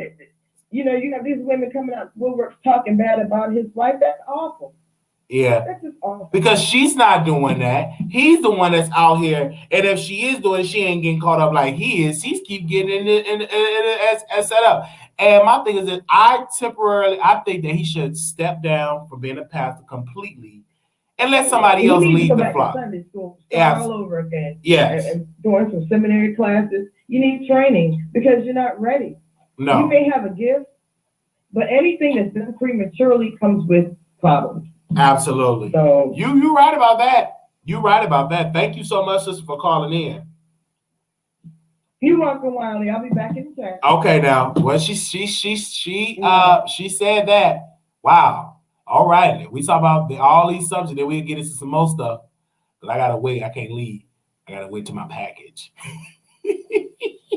9055. Good morning. You live on the Wiley Show. Hello, Wiley. Good morning. Good morning. Good morning, Chad. Good morning, Wiley Chad. Wiley, you are from Dallas. And of course, I'm sure you remember the show Cheaters. And that show was taped in Dallas. I do remember, let's say about 10 plus years ago, you would see the cameramen around downtown from time to time. I bring that up because we're here in 2020 and the pastors are living a double life. They are being messy, very, very messy. Yes. And also remember, Wiley, I attended private school in Dallas, and I distinctly remember learning that as a pastor, as a reverend, priest, etc., you are in a position of public trust. Yes. And when you violate that trust, there is a very special place in hell for you. It's written in Dante's Inferno. So stop what you are doing. Children believe in you. Children basically look at you like you are God. You really are a beloved member of your church, of society. People look up to you. You do need to be above reproach. If you cannot handle the vows, there's nothing wrong to step down. But too many are just so ingratiated. They're just of the passion, of the material, the body, the wealth, the power that comes from leading a church. Come on. And it's very, very bad. It's very disrespectful. It's the same, similar, police officers. You're in a position of public trust. You abuse that trust. You have to be reprimanded tenfold. You are not a regular person. So you really need to think about this. We have a lot of very large, very known churches in Dallas. We're hearing Creflo Dollar. I'm sure you remember 2 years back, he was trying to buy a plane. Yes. He needed $65 million. Stop using the church as a means to an end. Your church is a community of persons. Your church is the end. Your church is not a means for you to get a Rolls Royce. Your church is not a means for you to get a private jet. Yes, we have, Osteen, he's quite wealthy, but this money, this wealth, this belongs to the community, your church. They're depending on you. If you can't do it, there are other avenues for you to make money. Yes. Stop using your church. Stop using your congregation. That's all I have to say. These stories are getting more and more sad. And I was, young. The whole situation, I'm sure you remember, with the Catholic priest, Dallas, heartbreaking. Stop using your position. This is abuse. This is abuse. And what the pastor is doing, I haven't seen, read Tasha Creflo Dollar, but we keep hearing these stories. And it's very, very shameful. It's very shameful. And if I may just wrap up saying this one thing. I remember I was working off, 635 Alpha. I remember a woman, she mentioned that her pastor told the entire congregation to lift their money so he could bless them because he needed to make his car payment. She brought this up. He was like 05, 06. She said this to us when we were at work. And she felt a kind of way. And I understand that. You really bless my offering because you need this offering to pay off your car note? Stop this. The church is not your piggy bank. It's not your bank account. This is not deposit.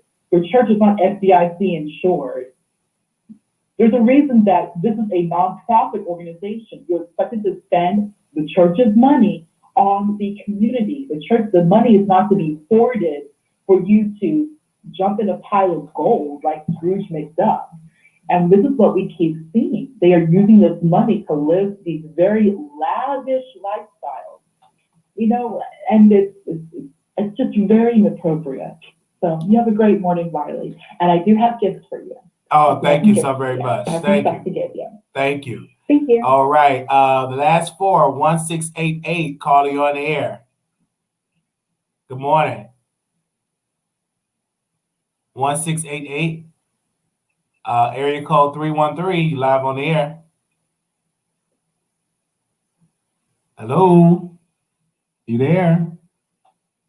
You said 1688? Yes, ma'am. I'm sorry. Wow, you caught me smoking my weed. And yes, I'm smoking it. I'm going to talk about grace. Listen. Go ahead. John Gray is not having no child psychosis type thing going on from an 8-year-old boy. What it is he is puffed up in his spirit. He sees himself as mightier than whom he really is. And what he's doing is he's going after women that he shouldn't even be trying to talk to in the first place. Secondly, he's going above his means when it comes to a certain type of woman. Secondly, every woman out here don't want to play side chicks. So if he is being set up to where women is trying to scam money out of him, that's his fault. Because every woman is not going to sleep with that man. Some women are going to see him as a come up without sleeping with that man, which will be telling their story about a sexual talk he gave them or the pictures he just showed them. What he really need to do is be real with himself and his congregation and tell the truth that he is a sinner. He's saved only by grace, and sometimes he falls. He needs to stand up and let real men realize that real men do fall. Let real women realize that real men do fall. I'm not mad at his wife standing on the side of him. She is not stupid to me. She's not dumb to me. She's still standing in her calling of God regardless to what is going on. She's standing hold to her confession with the Lord. What it is he is the one that's falling to this holier than thou, high mighty. I'm like God, and I can get away with this, and money can buy me out of this. And money. See, they teach them all that. They make them feel like it's a boys' club. They make them feel like they're gonna back them up. They're gonna protect each other. But this is a time where they can't even protect each other no more. In a minute, some of the other pastors is gonna stop dealing with him because they're not gonna want to be connected to his brand. Sooner or later, one of the pastors is gonna tell him he gotta step down, even if it ain't but for a little while, just to take the shake off the church, because what he's doing, sooner or later, he might as well just do it on his own. Just come on out, be real with it, and do it on your own. Take the time off to get yourself together. Fix your relationship with your wife, whether she's sick or not, or she giving him sex or not. A woman could be doing everything, cooking, cleaning, sexing them, cupping his balls at night, keeping them warm, and a man still would cheat. So we don't put it on her and what she's doing, what she's not doing, if she should stand, if she should not stand, if she should take them. This is an individual fight. And the only one in that fight is God and that man. We ain't number witnesses to this fight. Now either he gonna put his hands up and give up, or he gonna fall all the way down. That's the only two ways about it.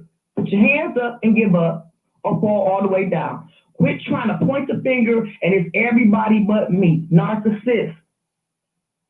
Stand in your mirror, stand in your truth. And these conversations that we having about you over these websites and these blogs and all this other stuff will cease. But you need to be maybe the one that stand up and show other men how to really like apologize for real and do the work for real. And quit trying to hide behind it's her. She's a whore. She's a side chick. She's a slut. None of them women's none of that. Because if you wouldn't approach none of them women, you wouldn't be able to call them none of that. You believe within yourself that she was sneaky enough to get away with it, and she was dumb enough to let you. Was something about her that you think her to be weak and dumb. And that's why you approached that lady the way you did, came on her the way you did. And when you found out you was messing with a soldier, either for God or the devil, whichever one they played, if they came after you for your money and told on you, or either they just told you to get up out their face because they're not dealing with you, however it is. Because there's some women that he came on who probably rejected him and ain't gonna never speak on him. But there's some women out there that he came on that rejected him and still gonna snitch on him. Right. I feel you on And that. it's not their fault. It's not their fault that he put them in a position of temptation. He did it to himself. I feel you on that. That's like you turning your stove on and putting your hand in the fire and telling your mom it's her fault she bought an oven. No. And I'm back to my blunt, Wiley. Bye-bye. All right. I feel you on that. Puff, puff, don't pass it to me because I drink H2O and not no Kush. 0438, good morning. You live on the Wiley Show. Good morning, Wally. How are you? All right. Good morning. How are you? I have 2 questions. Yes, ma'am. Question 1, this is about Jason Lee. I don't know the difference because Kanye West's mom had died going under a surgery. I just thought this is just real curious. Jason is a gastric bypass and getting sucked, I don't know what you call it, sucked that. Are they the same, Wally? I don't know. I think gastric bypass is like when they suck the fat out of you. I thought that's what it is. I'm not a doctor, so I really can't speak on it as a scientific fact. I can just give my opinion. But what I thought is that they suck the fat out of you. That's what I thought it is. I could be wrong. They cut it off and suck it It seems out. weird. I watched about 5 minutes of his show last night. I'm not trying to be funny. I don't know him. I'm not trying to shade him. You might be his friend. But it's kind of funny. Doesn't he have a podcast and he has a regular TV Unlocked, a live show? So doesn't he run both of those programs on his own? Isn't he the head of that? Yes. Floyd Mayweather funds it, so he helps run it as well. But yes, he has the Hollywood Unlocked, and then he have I think he have a new show, Gag with us or something like that just came out last night. So I watched 5 minutes of it, Wiley, and the funny was when he got on there, he was saying, "Oh my God, people are giving me money. I didn't know how this works." I'm sitting here saying, is the world dumb or is it just me? And I'm just like a little. They're playing. He's trying to play. Pretend like you didn't know that money was coming. Yeah, that was. And then he had the most ghettoest chicks calling with the most ghettoest voices. Is he trying to be Wiley? Is he trying to be Madison? I mean, I feel like, and then he talks about people, the people on YouTube, and all these stars, or I don't know, single stars are coming from YouTube. I think it's disturbing because that's y'all money, that's y'all for real, y'all been studying this for a long time. Right. Cap up, and now it's appealing to step into y'all road, and they're even almost, I don't want to say this to be mean to people, it's almost like he's dumbing himself down for the people that are talking to him on YouTube. You do know that we're smart, dude. Like, it was almost like he did the, hey, girl, he was doing, it was too much. I'm sorry, it was too much. I gotta get in when the callers came in because his numbers were considerably low, and I'm being a little messy because you brought up Jason Lee. I was gonna keep this, but compared to my Wiggins numbers, Jason Lee numbers was low last night because my Wiggins, his show get 3,000 to 4,000 K live viewers. Tasha K get about 30,000 live viewers, and Jason Lee had on about 1.2, 1.3 K as live viewers. That's what I saw. Yep. So that and my Wiggins guy he haven't even cracked the 100K yet, and so that'll let you know the power of real talent and Jason Lee coming in with money. Did you see the production that he had on that show? Did you see the staff clicking the button? Only thing Jason Lee had to do was get on that mic in his face and do that. But when Amar Wiggins does a show, he does the clicking. He got to click the side effects. He got to click on the picture. He got to click on the call in. He's pretty much the executive producer, the director, and the host. But yet Jason Lee, only thing he had to do was show his skinny body online with no haircut and still ain't got a net. Producers, right? He got all of them producers. I don't know if they pay producers. They could be interns to be doing something like that. And they come in. He had all that. He wasn't clicking on nothing. The only thing he was doing is just sitting in front of them and just directing. Okay, that was the difference. I was wondering because it was weird when he kept talking to somebody, talking about the caller. Okay, I get that. We're gonna have to talk about that in a minute. But I got this real good question. Yes. About the pastor. I don't listen. I'm not taking up to the pastor because he done did all kind of stuff. But on this particular one with this girl, if I'm not mistaken, she was the brother of Pastor. Her brother and Pastor Gray were good friends. Yes. Right? Yes. They met at some point. Okay, so if you know that this man is married, now this is where I fought women. I'm not trying to listen. He's a bad man. He's a man. That's what he is. He's not God. He is a man. So he's gonna look at tits and ass just like everybody else. But if your brother is best friends with the preacher and you know he's married, why are you hollering at him? Why are you sending shots? Why are you? It was, to me, it was a setup from the jump. Because with me, he is young and he's too young and he's too gobble-headed. right? Because why would you contact your friend's sister at her job at the salon if what she say is true? Because she got on Tasha K's show and she said he contacted me at my salon. I'm like, why would you do that? And what did you promise that woman and did not fulfill to make a seed plant that she need a money grab? Did you promise her some money? Did you eat her yoni out and then say you're gonna leave your wife and then find out you ain't returning her phone calls? I mean, what was said? Because it's so much with this story that I'm intrigued, because now he's talking about he getting the FBI and all these people in. Why would the simple question, sir? Why would you talk with them? Did they ever sleep together? Wiley? That's the point. I still don't know that. It sounds like they never even met. I don't say that. They probably did a little something online, but I want to know, how does she have those video footages of her? You know, he paid. It's just like, it's just really weird, and it's just so sad. And I'm a man and I'm single, and I don't even get caught up in this every other time this man is in. This man is just. Well, this is, you know what, maybe it's just, because it don't sound like they did nothing, but it did sound like she was sending pictures. And then Tasha said, well, did you take any, explicit pictures? Did he send you some? She was like, well, no, I didn't. She tried to backtrack her story. Well, like, well, let me back up. Well, I did send him this. Okay, let me get this straight. Your brother and him are preachers, y'all friends. You know he married, you know his wife. So are you setting out to set them up? Now, mind you, this may be his karma, him actually not getting any punani, and for all the punani he got before. So this may be his karma. But I feel like she was wrong as well. You already know who he is. You know his wife. That's super disrespectful when women do that. I'm not condoning him. Ooh, no. I'm just saying maybe this is the time to get none. But this is the way that God's going to show you that he's been doing this all along. You know what I mean? Right. I feel you.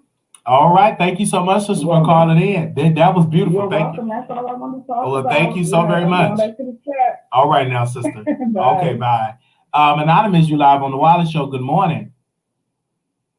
Hey, good morning, Wiley. And producers. Yes. I wanted to talk on the John Gray situation. Yes. And also you was raised in a church. I can remember when I was young and raised in churches, and I've been Pentecostal, I've been Baptist, I've been Methodist. My mom, she has been in all the denominations. So for me, I realized that the deacons and the deaconettes will always want to do something special for the pastor. We either had to have a banquet for the pastor, or we had to, they would come up with crazy things. Oh, we think this fur coat for the pastor.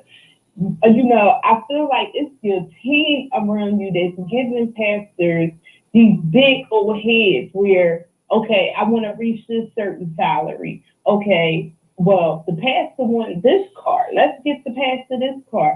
And I do see a lot of women in pastors' faces, and they laughing and kikiing, acting like they got issues, and they really don't got issues. They just want attention from the pastor. Then, and it caused a lot of conflict in the church as well, because if the pastor favored this deacon or this deaconess over this one, listen, the churches are just as messy.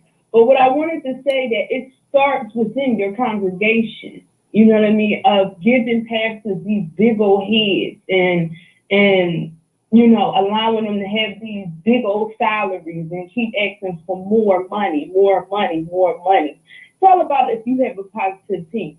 Now, I also wanted to say to the other caller, gastric bypass is when you like they cut a portion and make your stomach smaller. Liposuction is when they suck the fat out and they're not doing anything to your stomach at all. So that's all I really had to say. I just think that it's time for churches to realize what's important. Right. You know, God is important, and you can't look at me. And we're in a spiritual warfare right now. So that's all I had to say. Preach. Thank you, sister, for calling in. The number is 646-716-8447. And what we're talking about, we have a whole range of subjects that we're talking about.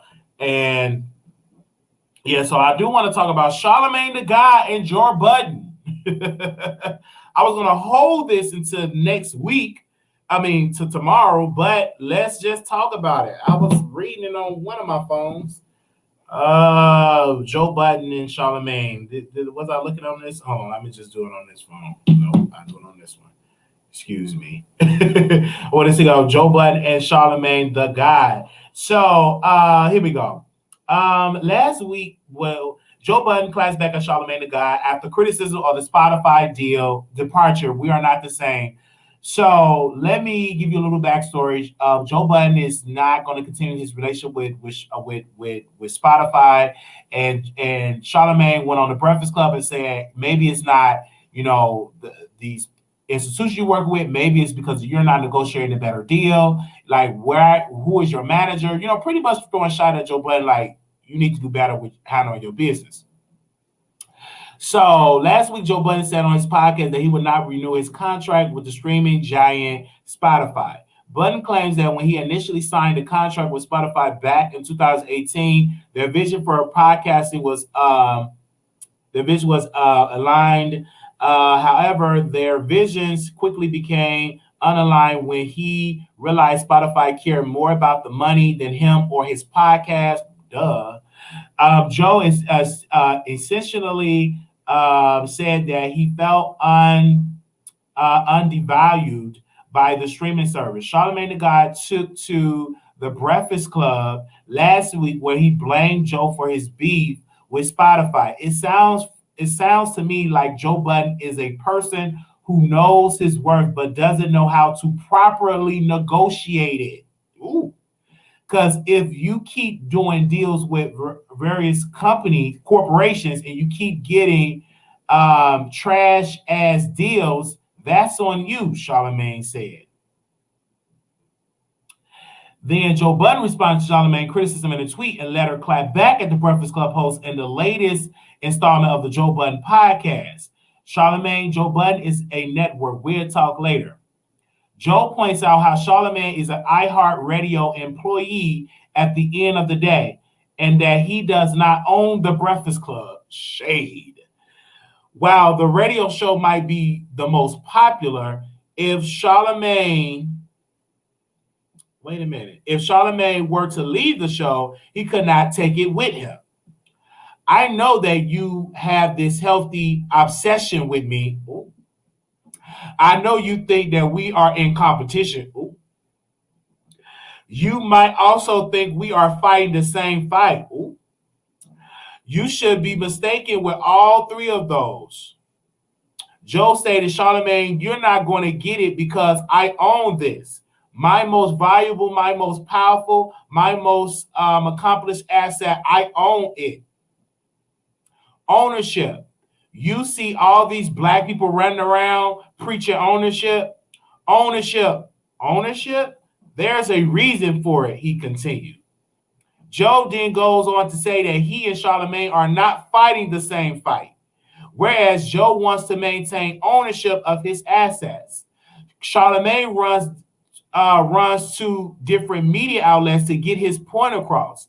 Joe mentioned Charlemagne MTV show that got canceled. Whoa. As well as his failed HBO series. Yikes. I cannot have someone with a voice as powerful as you just be misinformed on ish. 10 years. He y'all number one. How are you paid? Question. I'm listening to your effing ads. we're not having the same fight behind the scenes. It looked like the same, but it's not the same, he said. You can watch the episode below. Golly. Oh my gosh. What in the world is going on? That is woo. OMG. This is what I say. That was a clapback. This man said, well, you don't own the Breakfast Club. If you leave, you are an employee of iHeartRadio. And your HBO show was canceled. Then your other show was canceled. Like, he was really like out here throwing shots. He was really out here throwing shots. I am here for it. I'm here for it, Charlemagne. What will be your clapback to Joe Budden? What will be your clapback? What will be your clapback to Joe Budden? Like, what? Where she just gave you nothing but facts. And, you know, and the same thing, I understand what Joe Budden is talking about. He want more ownership. But, you know, Charlemagne had a good point. You know what I'm saying? You got to negotiate your deals. Like if I were to get the Wiley Show and if I wanted to put it on iHeart and they wanted to say, hey, man, we're going to take your show and give you an iHeart radio deal, I have to make sure that I get pretty much own my show. You know, that like Roland Martin, he got a show with iHeart and he owns the Roland Martin Unfiltered. He still owns 100% of it. And he worked with a deal with iHeart to distribute his podcast, etc. I still think that Joe Budden should have negotiated a better deal with Spotify when it came to vacation hours and to make sure that you're able to get breaks in between. But that's something you negotiate before you sign the contract. So he's right on that piece. But, you know, calling Charlemagne the guy out, I think that's good because it leads up for like great clicks and views. It leads up for it when you compare the two and this and that. I'm here for it because what it does, I'm going to listen to Joe Budden podcast because sometimes beefs are really good because beefs brings in listeners. Beefs brings in people to download a podcast or to subscribe to your channel, etc. Sometimes that way, even with the Wiley Show, it's kind of profitable when I'm in a beef. And because of these beefs, or you throwing shots, either subliminal or whatever, the people know who you talking about. So they'll come on the Wiley Show and like, hey man, this and this and this, because you fuel that fire into like beefing. Now, it will be the battle of the trips. It will be, you know what I'm saying? It will be the battles of the trip that even this weekend, you know, you seeing Mr. Wiggins, he's going out to meet daytime, tea time. I hope she don't drink because she says she a Christian. I better not see one on 40 ounce. It's like the battle of the trips. And, you know, it's that way. Like they, you know, some people say he only going out of town because you going out of town. He's trying to compete. And I'm like, well, maybe so. Because at one point he said he wasn't going to go out of town because of the pandemic. Now you're going out of town. I just hope and pray that his boyfriend just keep his mouth shut about me. Because if not, I got some more material that I'll share. I don't know why I'm on that.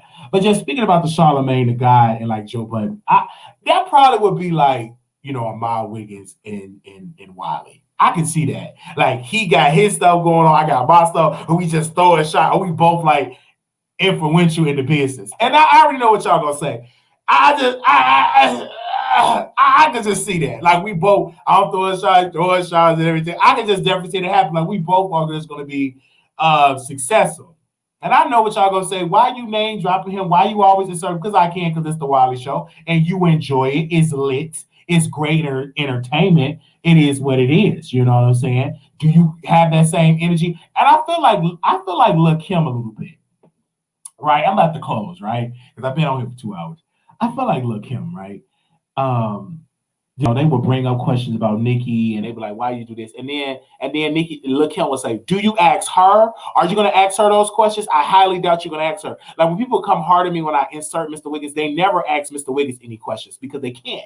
You're going to get blocked. You're going to get deleted. He's going to block you. He's going to call you trash. He's going to call you a monkey. He's going to call you a bee. He's going to call you all of these degrading things. And some women love. They get turned on. Some, you know, it is what it is. And so, you cannot now over the Wiley Show. I have a different type of personality. I love when you come on the Wiley Show. You could disagree with Wiley. That to me, I feel like that's the beauty of it. I love when women have a different side of opinion, or if I challenge a female caller and she let me have it. Like, no, Wiley, you need to doing this, and Wiley, you need to do this. Because what it does, it shows the public that Wiley doesn't mind callers calling in, having dialogue. Period. That's what I love. I don't like it when we all agree. I want you to challenge me. Sometimes it be some days that I have to work on not cutting the call off because it'll be like lit like shows. Wiley wants a mind. Wiley wants a mind to keep saying his name so he can get subscribers.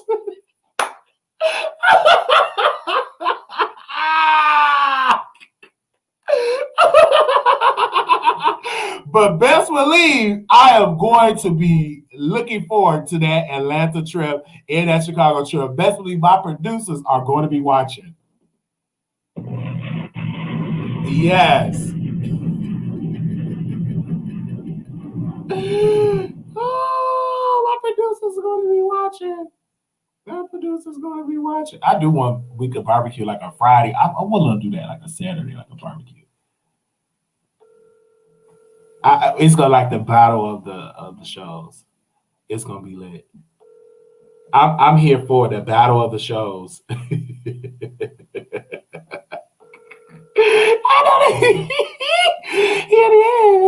know it's like, girl, bye. But I'm here for it. I'm just calling different people. Okay, Tasha K is on there. Please leave your Oh, wait a minute. Tasha K got some on her Patreon that say, Pastor Clafo Dollar took ping for 4 hours straight? What? Wait a minute. Wait. Wait a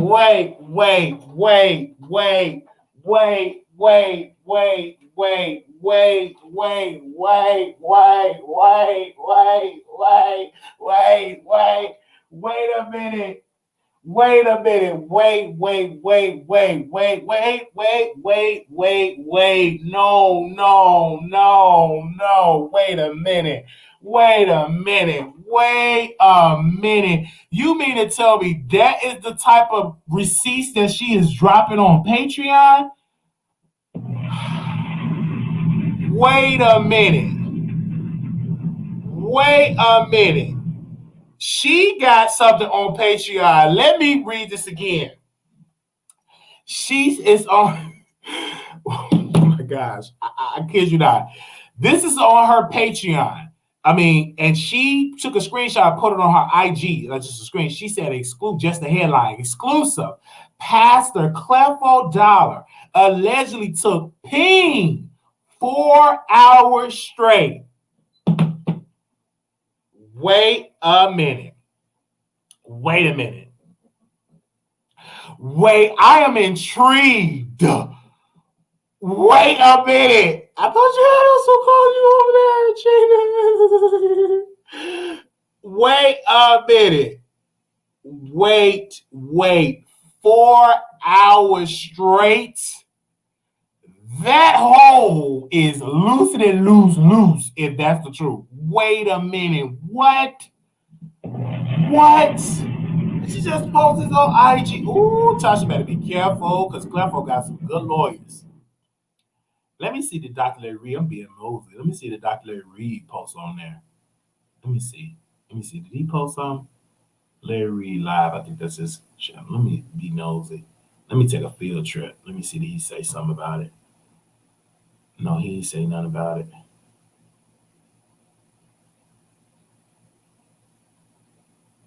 No, he didn't say nothing about it. Because he got different pages. Wow. That is crazy. So have anybody read it or went over there? Do I have any producers that went over there? So they have said, what the world? I have to read it, and I'm intrigued. Have anybody over there read that or know what's going on? Do we have any producers? Somebody said, keep pushing, Wiley. Here's a little something to keep you motivated. Oh, thank you, H2O. Thank you so much for that. Have anybody went over there and read that? If I'm sure Larry Reed know if it's true. Let me leave Larry Reed a voice note. Let me leave a little voice note. Let me leave him a voice note. Good morning, Larry Reed. This is Brother Wiley from the Wiley Show. May God bless you and your family. But I woke up this morning, first and foremost, and I went on Tasha K Instagram, and she said that Pastor Clefo Dollar took peen for 4 hours straight. I want to know, what is your opinion? Because your motto is you ain't going to talk about it until it's public. So what is your comment on Clefo Dollar taking peen allegedly for 4 hours straight? Call me back at the Wiley Show Instagram, brother, and may God bless you and your family. Because wow, it was just literally wow. Wow. I had to leave him a voice note. She about to get it. She about to get in a lawsuit. She about to get, baby, anybody over there, do anybody got any information on that? Do anybody been over there in that Patreon? Anybody been over there in that Patreon? So I know y'all said I'm fake, but I hold up. Did anybody go over there in the Patreon? Clip or Larry were talking about this while eating or in their pajamas. What, I mean, have anybody been over there? Wow. Because I'm not at her Patreon. Because $15 is kind of too much, man. What?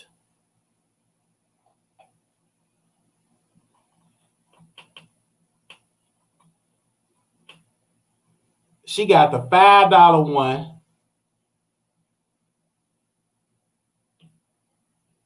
So the $5 one, do you keep $5.51? Don't be mad at Shasha, work for Tasha K.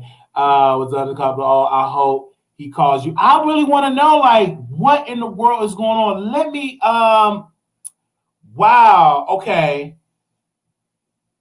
So I am live, ladies and gentlemen, on my YouTube. Shout out to my YouTube people. And Tasha K got an exclusive about Clefo Dollar. And I want to know, do y'all believe this story or not? Let me know. Tasha, really, who is your source? Are you ready for that dollar lawsuit? Let me tag Tasha K in this. Let me tag Clefo Dollar in this. I'm being messy. Do I got Clefo Dollar? No, that's Family Dollar. I don't want to go with Family Dollar. Let me tag the Shade Room. Let me tag Neighborhood Talk. I'm looking like, what the world is going on? Okay, let me just tag these people in here. Let me get a couple people on. I just like, what? I don't even see the Christian post. Let me see. Hold up. Anybody over there at her page? Any producers over there? Because I don't know, y'all be everywhere. Do we got any wine to give me a sneak preview? I just want to taste this wine. I don't even drink wine, but can I taste that and see what it's about? See if it's real wine or Kool-Aid. Let me see if the Christian post. Clefo Dollar.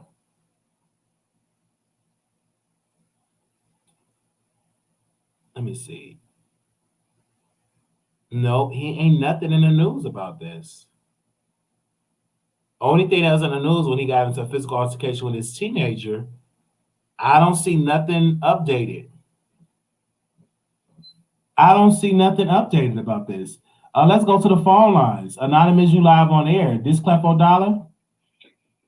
No, but while Larry Reed and Tasha is working together, you know Larry Reed always exposing the church folks. I believe that Tasha got that piece from Larry Reed live messiness and or his Patreon. Something in Tasha K and Larry Reed got something to do together. Because even when that John Hello? Caller, you there? Oh, you hung up. Caller, call back. You had your call disconnect. Okay. Your call had disconnect. Call back, caller. Because I want to know, is they really working together? Because I am trying, my producers, we're trying to reach out to Clefo Dollar. Is this Clefo Dollar page? He should be verified. He ain't verified? Let me send him a voice note. Hold up. I'm going to send him a voice note. Go ahead, caller, you're live on the air. Hold on, one second, Carlo. Let me leave Clef for a voice note. Let me leave him a voice note right now. Give me 1 second. Good morning, Pastor Dollar. This is Brother Wiley from the Wiley Show. Listen, I am hearing some very disturbing allegations about you that you're taking something in your back door for 4 hours. And I want to know your comment on this. And I would definitely be sending you an email and calling the church and see what is going on, because I've never heard that you're taking anything up your area but some toilet tissue. But they're saying that you have taken some up there for 4 hours. And Tasha K has reported on that's Unwind with Tasha K. I'm just a messenger bringing it to you, preacher. And when you get this message, give me a call back, because I would like to know a comment on this, sir. God bless you and thank you. All right, go ahead, sister. So wait a minute. Okay. Be quiet. Listen, John Gray and Creflo Dollar stuff came out on Larry Reid Live, but I think Larry Reid showed those exclusives with Tasha K, because Larry Reid is the type of person now, since people are caught up in them lawsuits, that if he doesn't see like people actually talking about it and it's booming hot, he's not going to come forth and say, look, I already had this to see, I already know. But when that John Gracie situation came out, he did say, like, well, Tasha K and him must have talked to the female. So you got to go back and look at Larry Reid Live, because it's something for him and Tasha, and now they're about to try to expose Creflo Dollar and John, and this John Gary guy.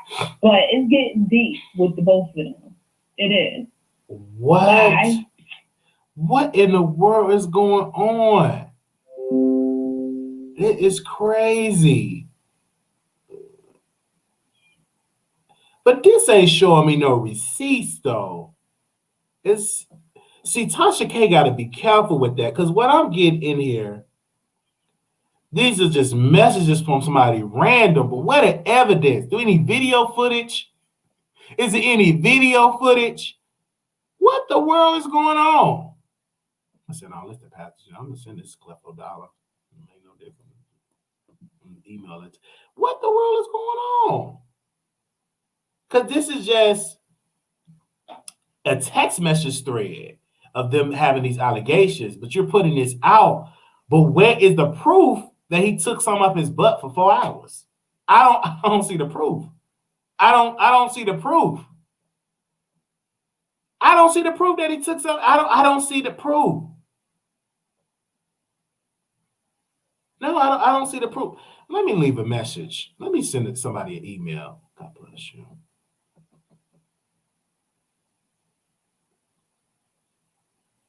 I'm going to leave a message.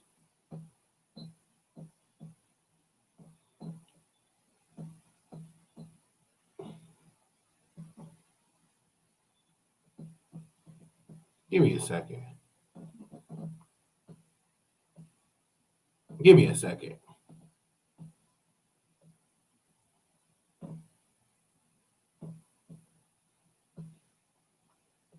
Give me a second. Okay, I sent that to him.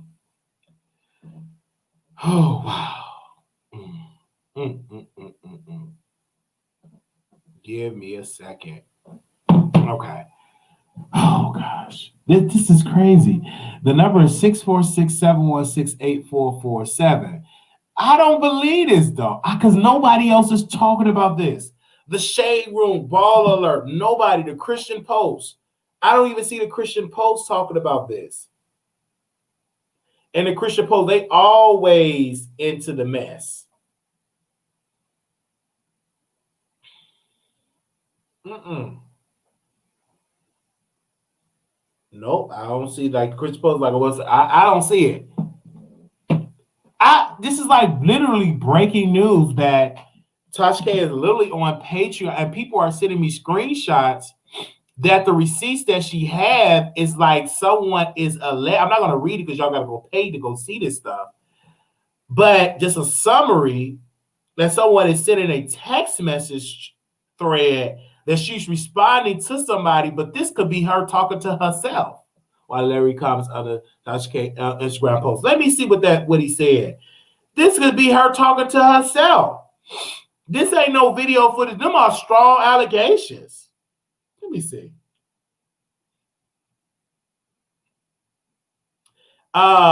Larry Reed wrote this, Lord, if he took strong long ping for these hours, then his whole prostate has exploded. Lord, let this not be true.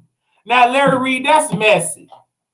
Why? This is so messy and it's scandalous. This is what proof do y'all got that this man have taken? Larry, you better not attach yourself to Tasha K, stuff like that, because you have came out very reliable. Now, they might bypass her in a lawsuit and put you in another lawsuit.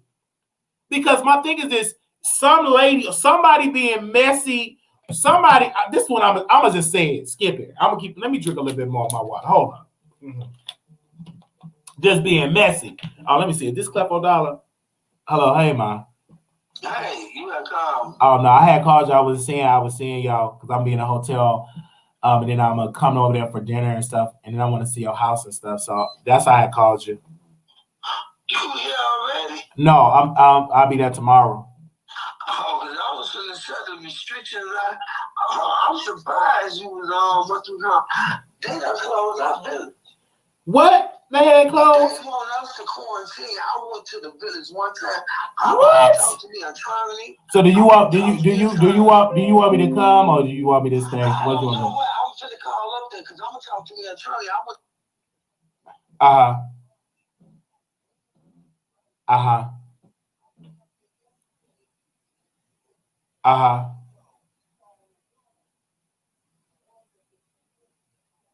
Oh my gosh. Oh yes. I might have to postpone y'all get quarantined.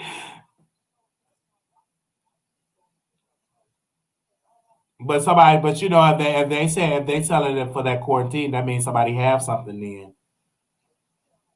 Yeah, like several people. And you got to go check, right? Right. Yeah. Yeah, let me know, then I come and I check on them and stuff like that. Because I'm gonna be in the outskirts. I'm not gonna be in like Chicago. I would just come. Yeah. I would look into it, but that's like a health thing, and it's sad that y'all must have something like in the area. But I come, yeah, because you got to go see your mom and stuff like that. So yeah, grandma. So yeah, but yeah, I come. Wow. Okay, I'm gonna call you back later. I will, man. Thank you. Bye bye. Oh Lord, child, what in the world's going on? I gotta go see my grid. You ain't gonna tell me that I can't leave. That I got this quarantined, all that type of stuff. Ah! Okay, let's get back into the mess. Excuse me, y'all. I gotta get back into the mess. Oh, okay, get back into the mess. Okay, people are sending me messages, right? So somebody else sent me a message. Somebody else sent me a message about Clefo Dollar. So they're saying that Wiley, she have no receipts. Okay, I got another message from somebody else. Just click on it. She said, no receipts is just a text message thread where her going back and forth with this particular person. So it could be her talking to herself. Oh, yeah, I'm definitely still going to have to go. I'm definitely going to be going. We're still coming. We just say, this quarantine look like Miss some tea, have to pay some bills. Are you still? Yes. I'm reading the comments. So people are messaging me in real time. They're saying that the message that they are sending to each other is that a lady is looking at a lady. I'm not gonna say the lady name because y'all go over there and y'all read it. Is selling allegations about Clefo Dollar, but it's no receipt of him taking it. It's no video footage of him taking it up where ain't nothing, ain't no video footage because I kept sending. I said, is it a video footage? Is it on video? No, it's only text message. So that could be cooked up. This could be a bunch of bull crap. I don't mean no harm. I don't believe it. I don't believe, because if this was really true, everybody and their mama would be reporting on this all over the land. I don't believe this. I don't believe this. I don't. Ain't nowhere in the world. You talk about somebody taking it up there. You're the only one that is reporting on it. Nobody else is talking about this. So I don't believe it. I just So for the people that are just joining in, Tasha K, let me read what she wrote on Instagram. She wrote this to promote her to promote her Patreon. She wrote this on IG, quotes. Exclusive. Pastor Clefo Dollar allegedly took pain 4 hours straight. As she had on the caption, Clefo Dollar Wine and Patreon. And then Larry Reed responded to the post, quote, Lord, if he took strong, long peen for these hours, then his whole prostate has exploded. Lord, let this not be true. It's crazy. It is crazy. It is crazy. Wow. It's such self-destruct made if Ma has sent her a bit. Okay. I don't understand this. WTI, I can believe it. Lord, I hope this is not the pastor my bestie said he was effing from a mega church in Atlanta. Smile. He not tell me who it is. LOL, Lord. Wow. These pastors out here. Somebody else put a comment. Now, Tasha, I'm at the doctor's office with my dad, and I can't be laughing out loud like this. I can't stand you for this post. They said the real reason you went to Patreon, 100%. They said the same will mention you in another pastor story as well. Laughing my A off. Wait, he going longer than me? What? This explains why he really tried to defend Eddie wrong. Somebody said, Tasha, girl, I'm praying for you as you're doing some heavy exposing. And a lot of times it comes at a heavy price. I pay truth always prevail. Somebody said this. I think he exposed himself. And whenever it happened, God is allowing this to be public. The question is why God allow it? Question. I don't know Clefo personally, but I do know for some reason a lot of these things are happening and being exposed in this reason. My words were to warn Tasha to be careful because if she is telling the truth, people do and can get hurt. She has a family, and this is dangerous out here in this world. Praying for all. This is something. This wow. What are y'all thoughts? I will give y'all the call in number 646-716-8447. That is the number 646-716-8447. Okay. All right. Wow. Wow. Do y'all believe this? Do y'all believe this wine? Call in. Let's sound off. Do y'all believe that Clefo Dollar is out here doing these things? Sound off. Because I don't believe it. I don't believe my Pastor Clefo Dollar would do anything like this. I don't believe it. I believe he's in a good, monogamous, faithful marriage. 8018, caller, you on the air. Wiley, I don't know about that good, faithful, monogamous marriage because Eddie Long proved that, and all of these other pastors have proved to us that they do have secret lives. You had the pastors that were in Cleveland, I think it was Cleveland, Ohio, that took a 14-year-old girl and started a sex ring. 3 well-known pastors, and they're all 3 in prison today. And I got that off of Dawson Speaks. You know, Dawson Speaks is always on crooked pastors. Now, as far as Clefo Dollar, I don't know. I wouldn't even be surprised if he did. But this is my issue. If you notice, Larry Reed came on Tasha K's live. I think it was a couple of weeks ago. She was talking to him on her live. They have a little, nothing going on, but they have like a little history. Now, Larry Reed, if you think about it, remember, he got sued and had to go to his chat, to the people on Facebook. I remember YouTube, and he collected over $50,000, and then they said he spent the money on something else and asked for it again. Now, all of a sudden, Tasha is getting all of this tea on the church sector. Wow. Tasha has never been into the church sector like that.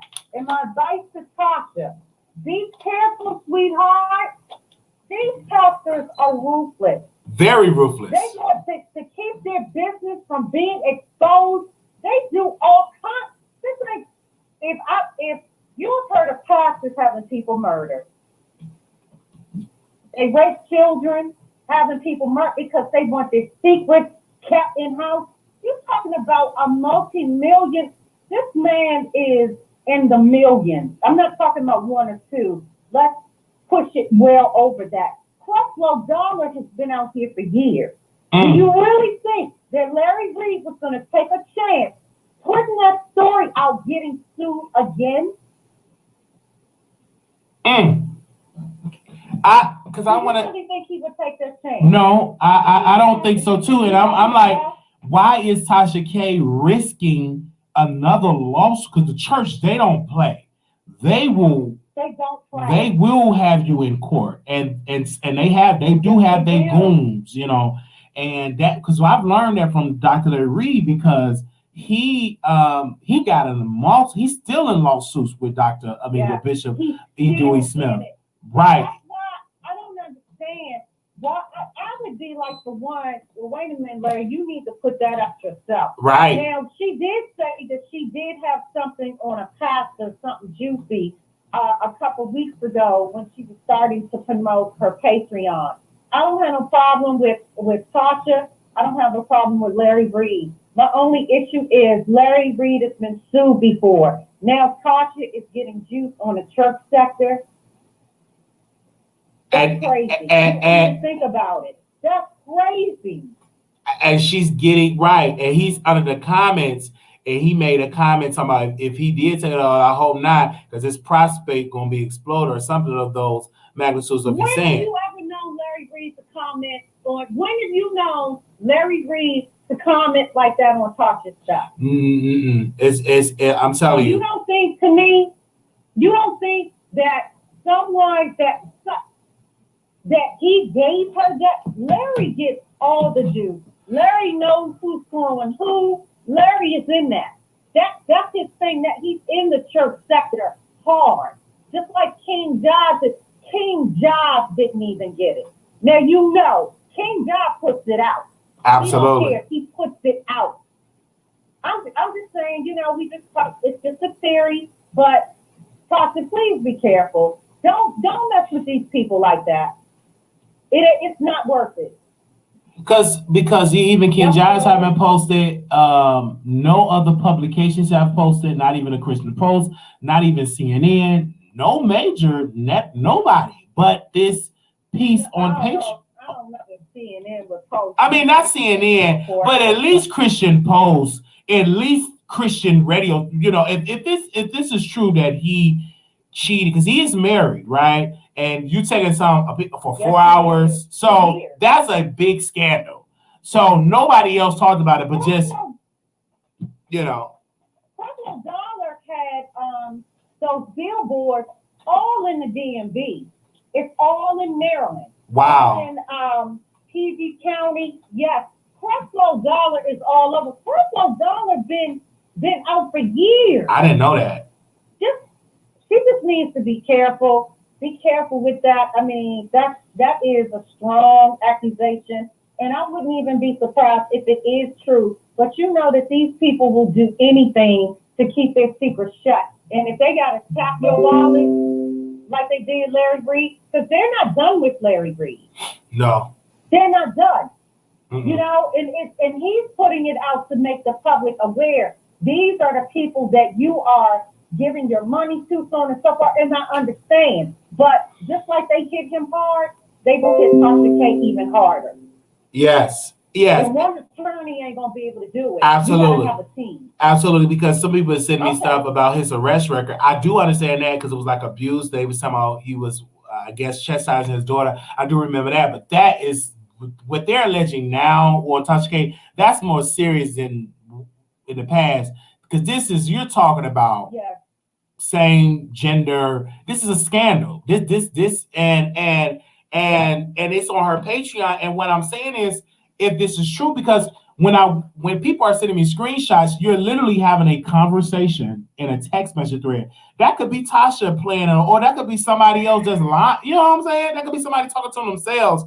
You got to have more evidence You gotta have more to come at a pastor, somebody like that. Please don't, Tasha. Like, come on now. Like, I don't see nobody reposting it. I'm going from the other blogs. And I'm posting it to them. I'm like, did y'all hear about this? They were like, they're just seeing my message, like, meaning that they ain't touching it because they don't want to get a nasty lawsuit. And Kaya from the Neighborhood Talk, he doggone, he ain't doing that. Especially when there's no tangible facts and evidence to back it up. It's just a text message thread of a text of somebody alleging these things. But that could be anybody, though. You gotta be very careful with that because that's if it's lie, that's slander. He can get you for what? For defamation of character, slander, like that. That's he can definitely do it. And they lawyers, they can call and get a restraining order because they did that to Dr. Larry Reed with Bishop Smith. They got a restraining order against him. Well, he couldn't even speak on Bishop Smith's name. Oh, Lord. I really, when I got the news, when I saw it on her, I was literally just scrolling on IG, minding my own business, and I saw it, and I said, what? And maybe she is sitting on some proof. But are you really to put that out to go? Because they're a different type of beast than Cardi B. The church, they really goes after, and they don't play. And the church, they like team up. Yeah. Like these pastors team. Because how they did Dr. Larry Reed, they were teaming up with him with lawsuits and restraining. They were like teaming. Mm-hmm. And he got he's still in court with these different type of churches. And it's like, is it really worth it to do that type of reporting? And is it worth it to go through? Because going through court is costly and it's emotionally draining. You saw how he was acting when he was going through court. I can only imagine if you're being sued for that kind of money, that is stressful. And I wouldn't want to go through that. And thank God he had his audience to give the $20K because he had to come up with a couple of $1,000, over 20 racks. And his audience. I thought that they had sued him for, what was it, 20? No, he had to pay. If he didn't pay the $20,000, when Mama remembers of the case when I was reporting on it, he would have had a $150,000 judgment. A deadline that he missed that he had to pay 20 racks. So he's still in that suit with Bishop Smith. Now, I don't know all of the facts because I do know for a fact that Christian Post was posting about it. And of course, he had like a little deal with Bishop Smith, took some $10,000, and then he had Phaedra as his lawyer. I'm like, what the?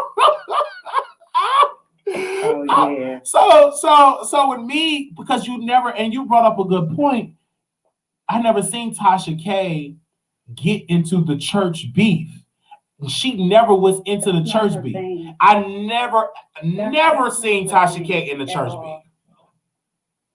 That's because that's not her thing. Okay. Tasha is about celebrity news. Tasha is not about church sector news. And you talking, like I said, and I'm gonna let you go. You talking about people that have money and got time. That's all I'm gonna say. They got time. Their attorneys got time, and they are gonna if this, even if it's true or not, they're still gonna come after. They're going to. Someone left a super chat and they said, "You gotta have more than a check." Absolutely. People want to see. Okay, well, people want to see him bent over and looking back. That's what people want to see.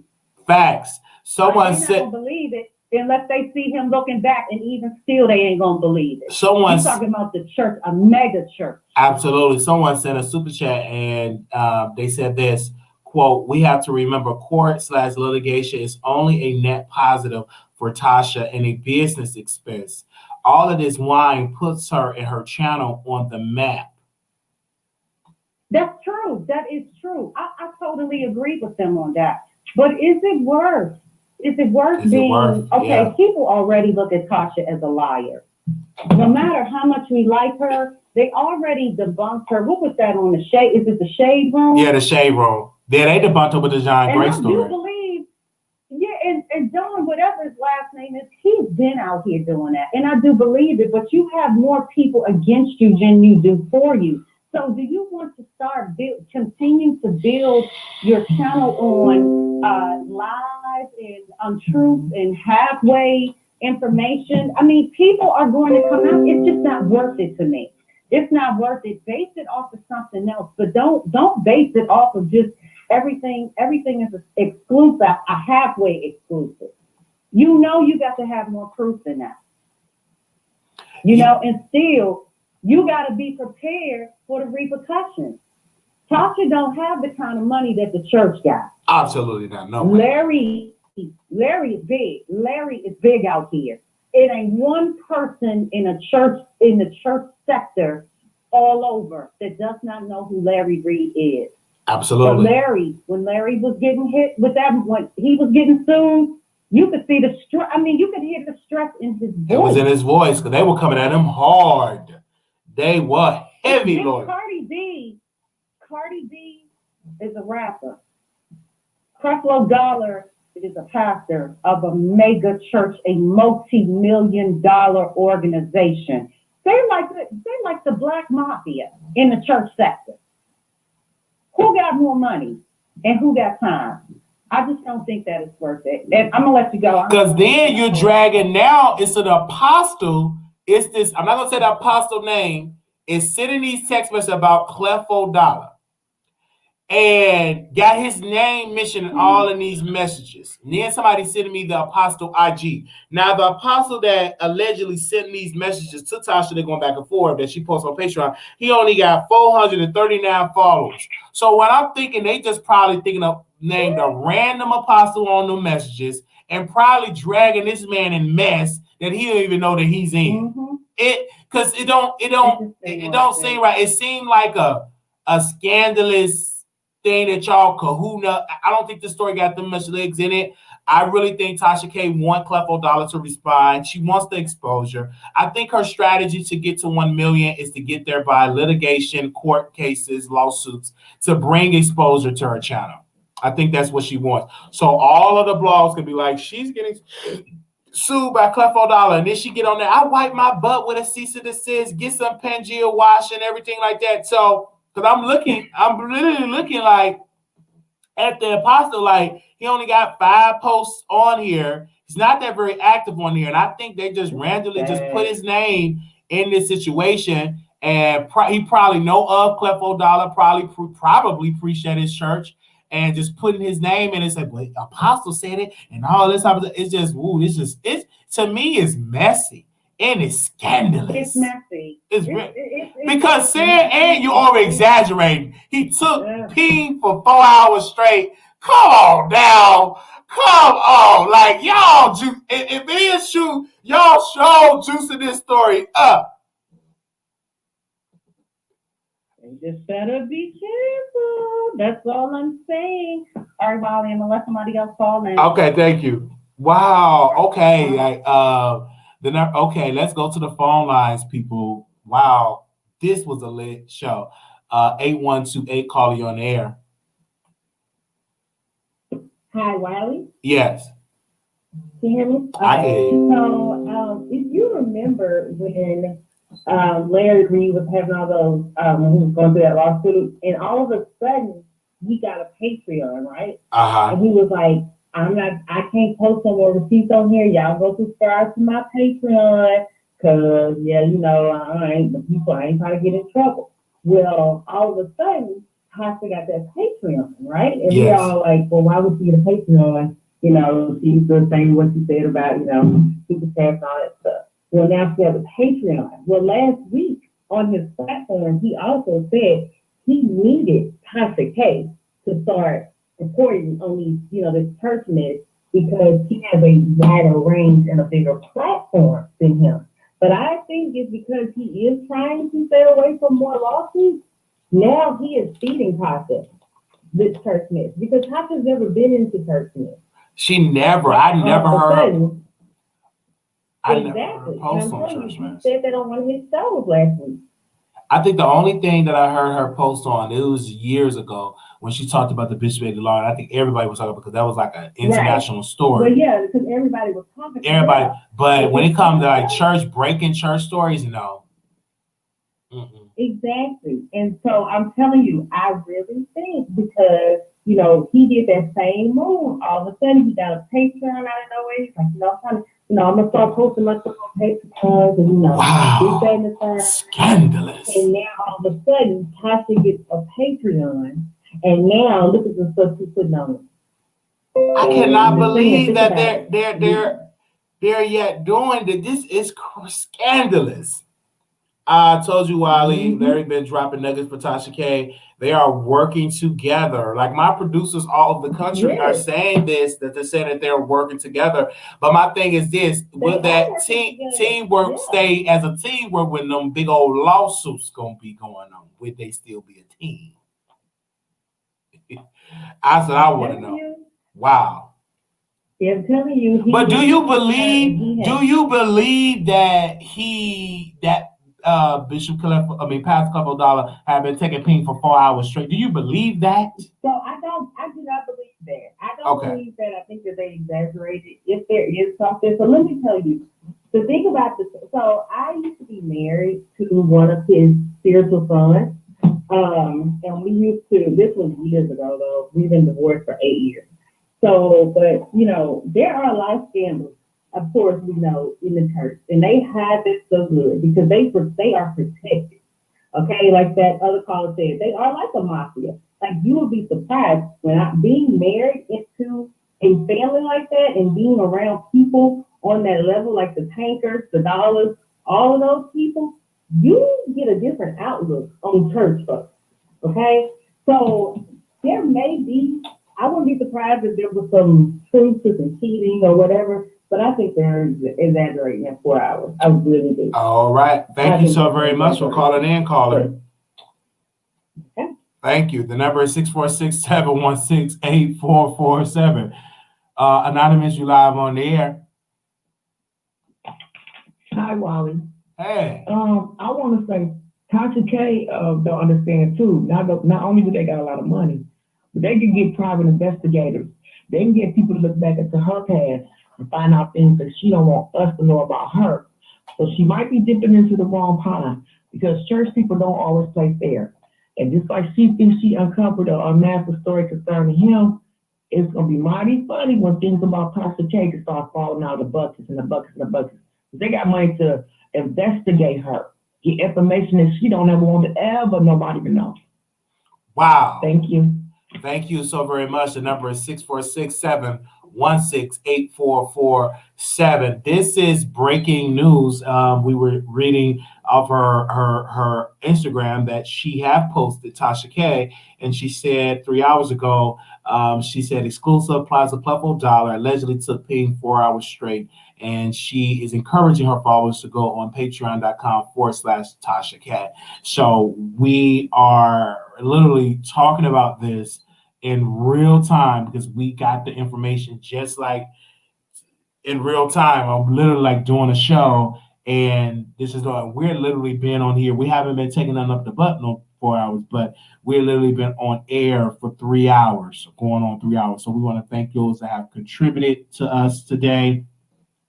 I want to thank those that have been donating and contributing. God bless you for that. Somebody said Tasha already put her business out there. Oh, wow. And this is like literally breaking news. We have sent an email to the church, to Clifford Dollar Church, and that email service is no longer working. But we did send a voice note. We also reached out to that alleged apostle that have sent that they're alleging that have sent the text message. So we reached out to him.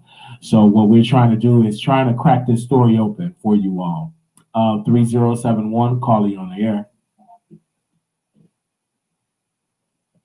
Yes. Unless there's videos, I don't believe it. Okay, I don't believe it either. I don't. And I understand Tasha K, I'm all for my people, getting their money, doing what TMZ does and everything else, but I'm just starting to believe like a lot of her stories they're not truthful. And this is another way for her to get some money by promoting this on her Patreon. And I will say this, I was subscribed to someone's Patreon, and after a couple of days, I got off of it because I was expecting church gossip and all of that good stuff, and there was not much coming through. So I wasn't giving it no 2 weeks or a month. Way too much, but man, it ain't too much church, man. Everybody is watching church online. It's virtual. So the church mess sector is dry up because actually you won't know because everybody at home humping or watching stuff, streaming it from home. Yeah. So, and stuff has been going on in churches for so long, give me a story, start breaking stuff on people who are molesting people in the church. Let's start getting them out. If Creflo Dollar wants to take Teen up his butt, he's a grown man. He can do whatever he wants. I'm not judging him, just like I can do whatever I want. I think if people want more stories and they're trying to get more money, start exposing the stuff that really hurts those who are vulnerable. That's all I think should happen now. I feel you on that. The number is 646-716-8447. Thank you, Trey Bay, for that super chat. God bless you. Thank you. Wow. So this is not pretty much breaking news. So a producer posted said breaking gossip because it's pretty much not new. This is strictly like gossip because no news organizations, like I said, have posted it. We reached out to Dr. Larry Reed to get his comment on it. He have not comment on it with me, but he did make a comment. So we are, taking this as we're just taking it all in. And wow, this is a lot. Like they're literally sending the messages into my DM, and all of the producers that's over there, they said, Wiley, this is a text message. It's just all what it is. These are like messages, no video footage, no audio recording. Oh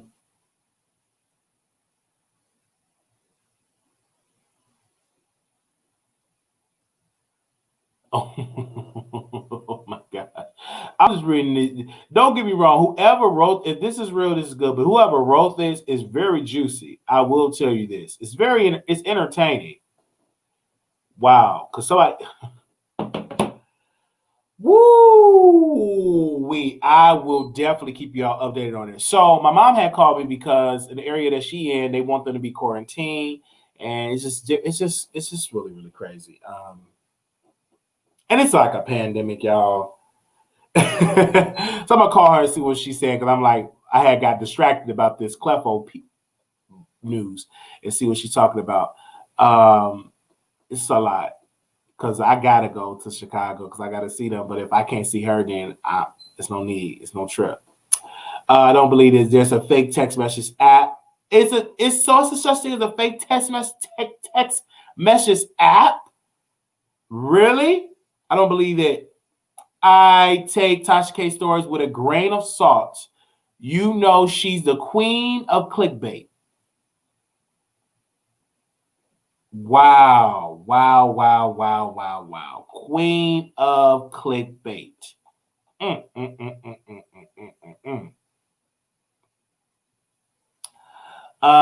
They said 4 hours where the memes. They said no major news organization are going to post a black preacher without receipts. Facts. They said, I believe once she got up enough coins that would be posted evidence. They said mystery not solved. Where is Scooby? Wow, it's just a lot. It's really, really a lot. A lot is going on. Well, y'all heard it here first. We are going. Let's go to the phone lines. You can call in and speak on it. All right. Caller 3071. You're live on the air. Yes, I just want to add one more thing. I had noticed earlier about Tasha K mentioning, well, apparently her daughter had said that she didn't spend enough time with her. So she addressed that on her community page and I believe on her Facebook. And I know that she has a baby that she's breastfeeding. I also have a child too, but I think she needs to worry more about her daughter's emotional well-being, for her to say that while her mother was actually filming or wherever she was. I think Tasha may want to spend some time with her daughter instead of sitting up here and trying to fake expose people. I'm just over it now. Who cares about text messages? Who cares about all this other stuff? She just needs to be more worried about her child, just as she is about other people's children. Wow. So, but she did put a beautiful message out there, and she said it was just a joke. It was a misunderstanding. And that pretty much was the message that she put out yesterday. Oh, she called in and left that. Whoa, okay. Wow. Okay. All right. We want to thank all the callers for calling in today. This was a lit show. I wasn't even planning a 3-hour show. But yeah, I was speaking about the Chicago thing. Like my mom, they was talking about quarantining, like the area that she's at. And they were already saying, like, you got to be quarantined when you come to Chicago for 10 days. So I'm going to see what she's saying, put up to it. Because if I don't go to Chicago this week, then I'm just going to be traveling in Dallas and meeting up with some folks and promoting Black-owned restaurants. I may do an interview with somebody that owns a restaurant or something. I'll do something to get out this house. I might do a mukbang at Applebee's or something. So it is what it is. But y'all pray, because this is a pandemic. Make sure y'all go out and vote. This is a very trying time. I want to speak about this too, because Melissa Ford, she lost her mother, and she was talking about that on Hollywood Unlocked, and she is not going back to Hollywood Unlocked. I think she's she's quitting Hollywood Unlocked because she's grieving. And she said she could not, it was a pandemic, so it's difficult to have memorials and have this and have that. So I want you all to keep Melissa Ford in your prayers. Keep her in your prayers, because she was explaining, and I was in tears because she was talking about her mom, and she was saying, when she was in her accident, when she talked with her mom, I guess they have a thing where they can choose when to get some type of medicine to make them end their life early. If you're terminally ill, and she was on there, and her story literally made me cry, because she went through a terrible accident, and then her mother got sick, and then her mom literally it was terminal. And then she was saying when she was reading her mom's journal, her mom was explaining her symptoms in the journal, and she was screaming at the page, "Mom, go to the hospital." And I guess the mom went to the hospital late. I'm assuming that she went to the hospital late, and the cancer just started to spread. So make sure you all pray for Melissa Ford, the Ford family. It's much prayer, because I was watching it, and I was, wow, I was in tears, because you can clearly see that she was grieving, and she just need a break. She need time to know herself and to know what God, and I think this is the time for her to really pour her soul in her book. And I believe she said she's writing a book, and I believe that book is going to be a bestseller because her story is just beautiful. And now I'm looking at Hollywood a lot. They do need a female host, because let's be clear, DJ Damage, I mean, though he's good looking, but he don't give it to me, right? Jason Lee, he do too much talking.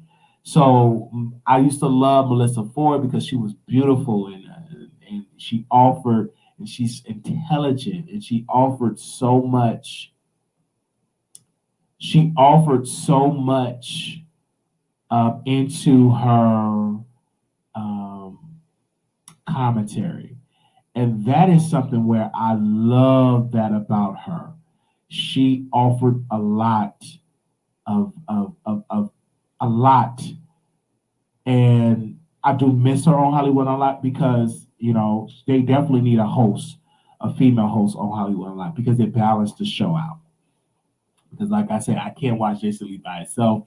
To me, he's not really that entertaining, and the reason why he gets the publicity that he gets because he have a powerful blog, and he had a finance. Just so when people talk about, oh, Wiley this, I'm like, if I had somebody, one day I will have somebody that can fund the Wiley Show. If I had like a Floyd Mayweather or a multi-million-dollar investor and say, hey, Mr. Wiley, I'm going to invest $3 million into the Wiley Show, you would be able to see a better show, a better, well-produced show where I could pay for staff, so we can have the Wiley Show Instagram popping, where we can give you 24/7 worth of reporting, because I'll be able to pay a staff for that, So when you see these different type of blogs, some of these people had got investors. Some built theirs from the ground up. But when you get investors, you able to do what you can do. Because if I had investors, I could be able to pay for a staff and get the best production and invest in my production company and get into skits and working with different type of directors and working with my online presence and etc. But when you're art director, when you're the executive producer, when you are the host, when you are the audio technician, you are everything. And that's something where the reason why you fall in love with so many of these YouTubers is because we're wearing different hats. We are the assistant, we are the booker, we're everything we're doing, completely doing everything. And thank God for moderators that could come in, post what we're doing, because and eventually some days you have to be your own model. You have to post this and answer questions. Some days I have to do everything and just click, answer the line and see what story. It's really a lot. And the reason why I wanted to go to Chicago and see my family, but now my mom called, was like, she said, y'all pray for the city of Chicago, y'all. That city, it's a lot that I can say about the city. That city, I will say this though, they need new leadership. We need investments, because the city is just, the crime in Chicago is terrible. And it's always been that way. So y'all pray. I pray that new leadership will finally make the decision to speak up and say it's time for Chase, Bank of America, Wells Fargo, all of these financial institutions to donate a piece of the pie into these underserved communities, to put at least 4 to 5%, maybe in some cases 10% of investments in these underserved communities, because what Chicago is going through, it is terrible. It is terrible, because Chicago do got the money, but it's mismanagement. I pray for Chicago all the time. Y'all need true leaders that actually care about the people there. And it's so sad, because now you get dealing with a pandemic. Now the area that my mom is in, out in suburban or somewhere, they want them to be quarantined. Now she can't go see her mom. And now I'm saying, should I go? Because now they talking about you got to be quarantined for 10 days. And ain't nowhere in the world I'm saying no city of Chicago for no 10 days. Ain't going to happen. That city, not for no 10 days. So y'all just pray for Chicago. It have always been bad, but I think it gotten worse. And it's just like it don't have to be that way. And we just need better leadership. The governor. I wish that Chicago had a governor that will work with the mayor and they will put massive investments like they've never seen before, and give the city what it needs, and not these false promises. Yeah. So did you buy stock? No, I didn't buy any stock today. Absolutely not. I didn't. But if I don't go tomorrow, my mom say don't go, and she said she feel like it, then I will take her word for it and all that, because she's on the ground level. She know how it's going down there. Then of course, and I'm gonna just be lit in Texas. I'm gonna go to a restaurant, and I'm gonna meet my friend. I'm gonna just meet up with folks, and we just do online stuff and everything. But I do pray we get a vaccine, because I do miss when you could just go travel and do whatever. Now you gotta walk. Well, it's a travel advisory. Is it this and this? Is it that and that? Then you ain't used to have to check for. The only thing you really have to check for is the weather bad. Now you gotta look at all of this. This is good. That is good. But best believe I'm gonna have a good time for this weekend, because let me call my friend just in case. Put that be. We have to do some mukbangs. We go to different restaurants and talk about them. And then they're gonna be. Let me call him right now. Go, baby. The show will go on. Let me call my barber. Hold up. The show will continue. Give me a second, because I might have to bring him on my Patreon. Yeah. I'll bring him on my Patreon. Yeah.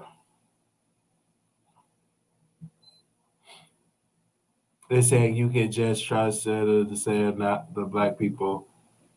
Hey, good morning. How you doing? Doing all right. I just wanted to see how you was doing. Yeah. So I'm gonna have to come over and get a line or something. And maybe we could do a show and talk about that HBO thing on Patreon. And whenever, if you free, Philip took it, I know you'd be nervous, because I'm trying to get you into the game so you understand. I think you'll do good on Bingo Live too, but so I think YouTube would be good. Yeah. You didn't because it's also much like YouTube is, you don't have that many distractions on YouTube.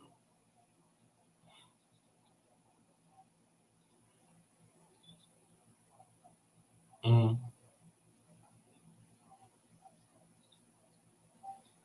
Oh, it's a lot of that. They at the borrow say they definitely on Bingo.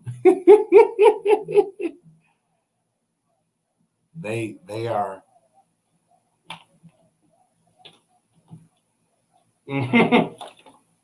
YouTube a little bit more corporate, and it's just a variety that's been there long.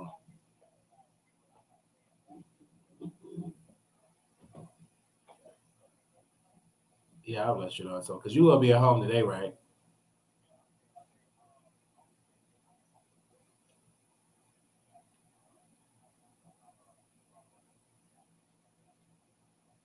Okay. Yeah, I don't mind taking you down after that. Okay. All right. I'll hit you up when I get ready. All right. Bye-bye. Yeah. So, yes, you'll be planning a show. Woo! At least we're receiving anything. Let us to receive the vaccine. We can wait and lay it out. So, yeah, I just hope and pray that we get it. And when we do get a vaccine, my prayer is that it works, that it be effective, and that it's the right thing to help us. And that's my prayer. That's our prayer. I want to say thank you to the producers for supporting the show. Thank you. We call our people producers. That's what we call us. Please leave us a comment once we're done. For 3 hours, about 200 million people have been watching us, okay? And we peaked at 300 million. So thank you all for that. But a lot of Black people will be first in line. Yeah. So y'all be careful. Thank y'all for your doing shit. Gotta go. And I might do my walk. I gotta see how the weather is outside. I'm gonna do my walk today. I'll see y'all soon. Peace.